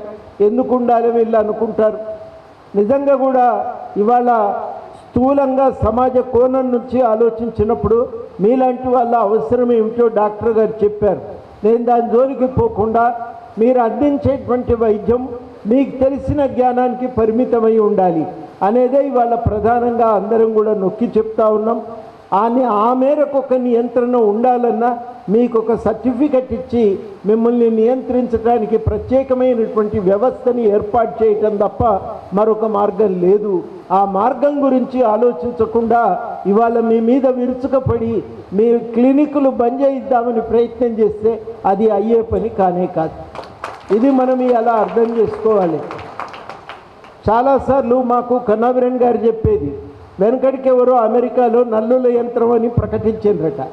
అమెరికాలో నల్లులు అంటే మామూలు సమస్య కాదు. మనకు దోమలు ఎంత తీవ్రంగా ఉంటాయో అంతకంటే తీవ్రంగా ఆడ నల్లుల సమస్య ఉంటుంది. ఒక్కొక్కసారి దాని బారి నుంచి కాపాడుకోవటానికి మార్గం లేక ఇంటికి నిప్పు పెడతారు. మనం చెప్తే ఆశ్చర్యం అనిపిస్తుంది. ఇంటికి నిప్పు పెడతారు, తగలబెట్టేస్తారు కూడా ఇల్లుని. అంత తీవ్రంగా ఉంటుంది. అంత తీవ్రంగా ఉన్న సమస్యకు $1 పంపిస్తే పరిష్కారం చూపిస్తామని అనేసరికి అందరూ పోటాపోటీగా $1 పంపించేసిండ్రు, అడ్రస్లు ఇచ్చిండ్రు. అందరికీ చిన్న చిన్న డబ్బాలు ఇంటికి వచ్చినాయి. ఒక బల్లపరుపుగా ఉండే చిన్న రాయి, దాన్ని మీద నల్లిని పెట్టి గుండెకి మరో రాయితో కొడితే అది చనిపోతుంది అని చెప్పి వాడు 2 రాళ్ళు పంపిస్తాడు. ఆ 2 రాళ్ళు పంపిస్తే అది కాలేదు. అది ఆయన $1,00,00,000 వచ్చినాయి కానీ సమస్య అయితే పరిష్కారం కాలేదు. ఇవాళ ప్రయత్నం కూడా మిమ్మల్ని లేకుండా చేయాలనే ప్రయత్నం కూడా ఆ నల్లుల యంత్రంలాగానే ఉంది తప్ప మరొకటి కాదు. ఇది అయ్యేది కాదు. ఒక అవసరం ఉంది కాబట్టే మీరు వచ్చిండ్రు. సమాజ అవసరం లేకుండా మీరు ఉండరు. అది మీరు గుర్తుపెట్టుకోండి. మొట్టమొదట ఆ అవసరం మనల్ని సృష్టించింది. ఆ సృష్టించిన అవసరాన్ని పరిపూర్తి చేసినంత కాలము మనం ఉంటాము, లేనంత కాలము లేకపోతే మనకు కూడా ముప్పు వాటిల్లుతుంది అనేది మనం గ్రహించాలి. దానికి మించిన ఒక పాత్రను మనం సృష్టించలేదు, మెడికల్ వ్యవస్థ సృష్టించి మన మీద పెట్టింది. ఆ మెడికల్ వ్యవస్థ తనంతాను సరిగ్గా నిర్వహించుకోగలిగితే, మనల్ని సరిగ్గా నిర్వహించగలిగితే, నియంత్రించగలిగితే ఈ సమస్యలకు పరిష్కారం అవుతుంది. దానికి గవర్నమెంట్ ఆలోచించిన విధంగా ఒక చిన్న కోర్సు మీకు నడిపి సర్టిఫికెట్ ఇచ్చి మీ వైద్యం మీరు చేసుకోవటానికి అనువైనటువంటి వాతావరణాన్ని కల్పించటమే ఏకైక మార్గము అని ఇవాళ మనం బలంగా చెప్పాలి. అదృష్టం కొద్దీ గవర్నమెంట్ కూడా ఈ విషయంతో అంగీకరిస్తున్నది. ఏ కారణం ఏదైనా దాన్ని అంగీకరించటం మనకు అనుకూలమైనటువంటి అంశం. దాన్ని సాధించుకోవటానికి ఇవాళ ఒడుపుగా మన శక్తిని మనం ప్రయోగించాలి. ఆ ప్రయోగించాల్సినటువంటి అవసరము ఇవాళ బాధ్యత మన మీద ఉంది. దాన్ని మీ అందరూ కూడా దృష్టిలో పెట్టుకోవాలని కోరుతూ 2 మాటలు చెప్పి నేను ముగిస్తా. మొట్టమొదటిది ఏంటంటే, ఏ పోరాటంలోనైనా మూడవది అవసరము శక్తి. మనం బలంగా ఉంటే, ఐక్యంగా ఉంటేనే ఆ శక్తి వస్తుంది. పైసలు ఉన్న వాళ్ళు ఎవరు కూడా సంఘాలు పెట్టుకోరు. వాళ్ళు పైసలు పోసి న్యాయాన్ని కొనుక్కుంటారు. కానీ పైసలు లేనటువంటి వాళ్ళము, బలము లేనటువంటి వాళ్ళము మనం గెలవాలి అంటే ఐక్యత మాత్రమే మనల్ని గెలిపిస్తుంది. ఇంకొక మార్గం లేదు. కానీ రకరకాల కారణాల చేత మిమ్మల్ని చీల్చే ప్రయత్నం జరుగుతుంది. తమ రాజకీయ అవసరం వాళ్లకు ప్రధానమై మీ అవసరమే అప్రధానమైపోయినప్పుడు అట్లా చీలికలు జరుగుతూ ఉంటాయి. కానీ మన అవసరం ప్రధానమా, వాళ్ళ అవసరం, రాజకీయ అవసరాలు ప్రధానమా అనేది మనం ఆలోచించుకోవాలి. మనం చాలా కీలకం, మన అవసరం మనకు ప్రధానం, మనం బతకటం ప్రధానం, మన వల్ల సమాజానికి మేలు జరగటమే ఇవాళ ప్రధానమని మనం అనుకుంటే మన మధ్యన ఐక్యత పుట్టుకొస్తుంది. నేను నా అవసరము, నా ప్రయోజనము అని ఆలోచించినప్పుడు మాత్రము సమస్యలు పుట్టుకొస్తాయి. మీరందరూ కూడా ఐక్యతను కాపాడుకోగలిగితే తప్పకుండా మీ విజయాన్ని మీరు సాధించగలుగుతారు. ఆ ఐక్యతను మీరు కాపాడుకోవలసిందిగా మీ అందరినీ కూడా నేను కోరుతా ఉన్నా. ఇచ్చిపోతే నష్టపోతాం, ఇడిపోతే నష్టపోతాం, పడిపోతాం. ఐక్యంగా ఉంటే మాత్రం స్పష్టంగా గెలుస్తామనేది మనం గ్రహించాలి. దాన్ని, ఆ బలాన్ని మనం కాపాడుకోవాలని మొట్టమొదట మీ అందరినీ కోరుతున్నా. రెండవది ఏంటంటే ఎట్లా నడవాలనేది వ్యూహాత్మకంగా ఎత్తుగడలను మనం తయారు చేసుకోవాలి. అనేక రూపాల్లో మన బల ప్రదర్శన మనం చేయవచ్చు. హైదరాబాద్లో మీటింగ్ అంటున్నారు, అద్భుతమైనటువంటి మార్గం. మనము పెద్ద ఎత్తున మన బల ప్రదర్శన చేయటానికి మనం హైదరాబాద్లో ఎంతమంది ఉన్నామనేది ఐక్యంగా నిలబడితే అందరికీ కూడా అర్థమవుతుంది. కాబట్టి ఒక ఉపయోగకరమైనటువంటి పద్ధతి అది. అందరం కూడా ఆ పద్ధతుల్లో సాగుదాం. మేము ఏం చేయగలమంటే తప్పనిసరిగా ప్రభుత్వంతో మాట్లాడతాం. ఇదివరకే మాట్లాడి ఉంటే మున్నాం కూడా, ప్రభుత్వం కూడా చాలా సానుకూలంగా ఉన్నప్పుడు మరి మనం కూడా దాన్ని పోగొట్టుకోకుండా, ఉన్న గుడ్విల్ అంటాం కదా, సంపాదించుకున్న గుడ్విల్ను పోగొట్టుకోకుండా దాని నుంచి నిర్ణయాన్ని సాధించుకునే ప్రయత్నము ఇవాళ మన అందరం కూడా చేయవలసిన అవసరం ఉంది. దానికోసము తప్పకుండా ప్రయత్నం చేస్తానని మీ అందరికీ హామీ ఇస్తూ, ఆ పని మీదనే ఇవాళ ఇక్కడి దాకా వచ్చినాం. మేము ఉన్నాము, మాట తప్పిలేము, మర్చిపోయి లేము. తప్పనిసరిగా మీకిచ్చిన మాట ప్రకారము ఈ సర్టిఫికెట్లు సాధించే దాకా మేము కూడా వదిలిపెట్టమని చెప్పి సందర్భంగా మీ అందరికీ హామీ ఇస్తూ, ఆ విషయంలో మా కృషి ఉంటుందని, తప్పనిసరిగా మీరు చేసే ప్రయత్నం వెనకాల మేము కూడా ఉన్నామని మీ అందరికీ స్పష్టం చేస్తూ, మరి మంచి వాతావరణంలో సభ జరిగింది. హైదరాబాదు కూడా ఇట్లనే జరగాలి, హైదరాబాదులో కూడా ఇట్లనే జరగాలి. మనకు డాక్టర్ బ్రహ్మారెడ్డి గారు వస్తారు, వారు కూడా మంచి సందేశం మీకే కాదు, ఆ సందేశం వారు మీకొక్కరికే ఇస్తలేరు, తెలంగాణ సమాజానికి సందేశం ఇస్తున్నారు, గవర్నమెంట్కు సందేశం ఇస్తున్నారు. వైద్యం తెలిసినటువంటి ప్రతి ఒక్కరికి కూడా ఒక మంచి సందేశాన్ని ఇస్తున్నారు. వైద్యం ఎట్లుండాలి, వైద్య వ్యవస్థ ఎట్లుండాలనే మాట వారు చెప్పకనే మనకు చాలా స్పష్టంగా చెప్తా ఉన్నారు. కాబట్టి ఇంత కీలకమైనటువంటి వనరులు ఉన్నప్పుడు ఆ వనరులన్నింటినీ మనం జాగ్రత్తగా ఉపయోగించుకుంటూ ముందుకు సాగుదాం. నిరాశ పడిపోకండి, నిరుత్సాహపడిపోకండి, అట్లాగని ఎదురు చూసుకుంటా కూడా ఉండకండి. మీ ప్రయత్నాలు నిరంతరం కొనసాగుతూ ఉండాలని చెప్పి మీ అందరికీ కూడా తెలియజేస్తూ, తప్పనిసరిగా విజయం సాధించగలుగుతాం. అది పెద్ద కష్టమైన పని కాదని విశ్వాసంతో నన్ను ఈ సభకు ఆహ్వానించినందుకు మీ అందరికీ కూడా కృతజ్ఞతలు తెలియజేస్తూ సెలవు. జై తెలంగాణ. సహకరించినందుకు మా వాళ్ళందరూ కూడా పేరు పేరున ధన్యవాదాలు. రోటక్ సైన్స్ మన కోశాధ్యక్షుడు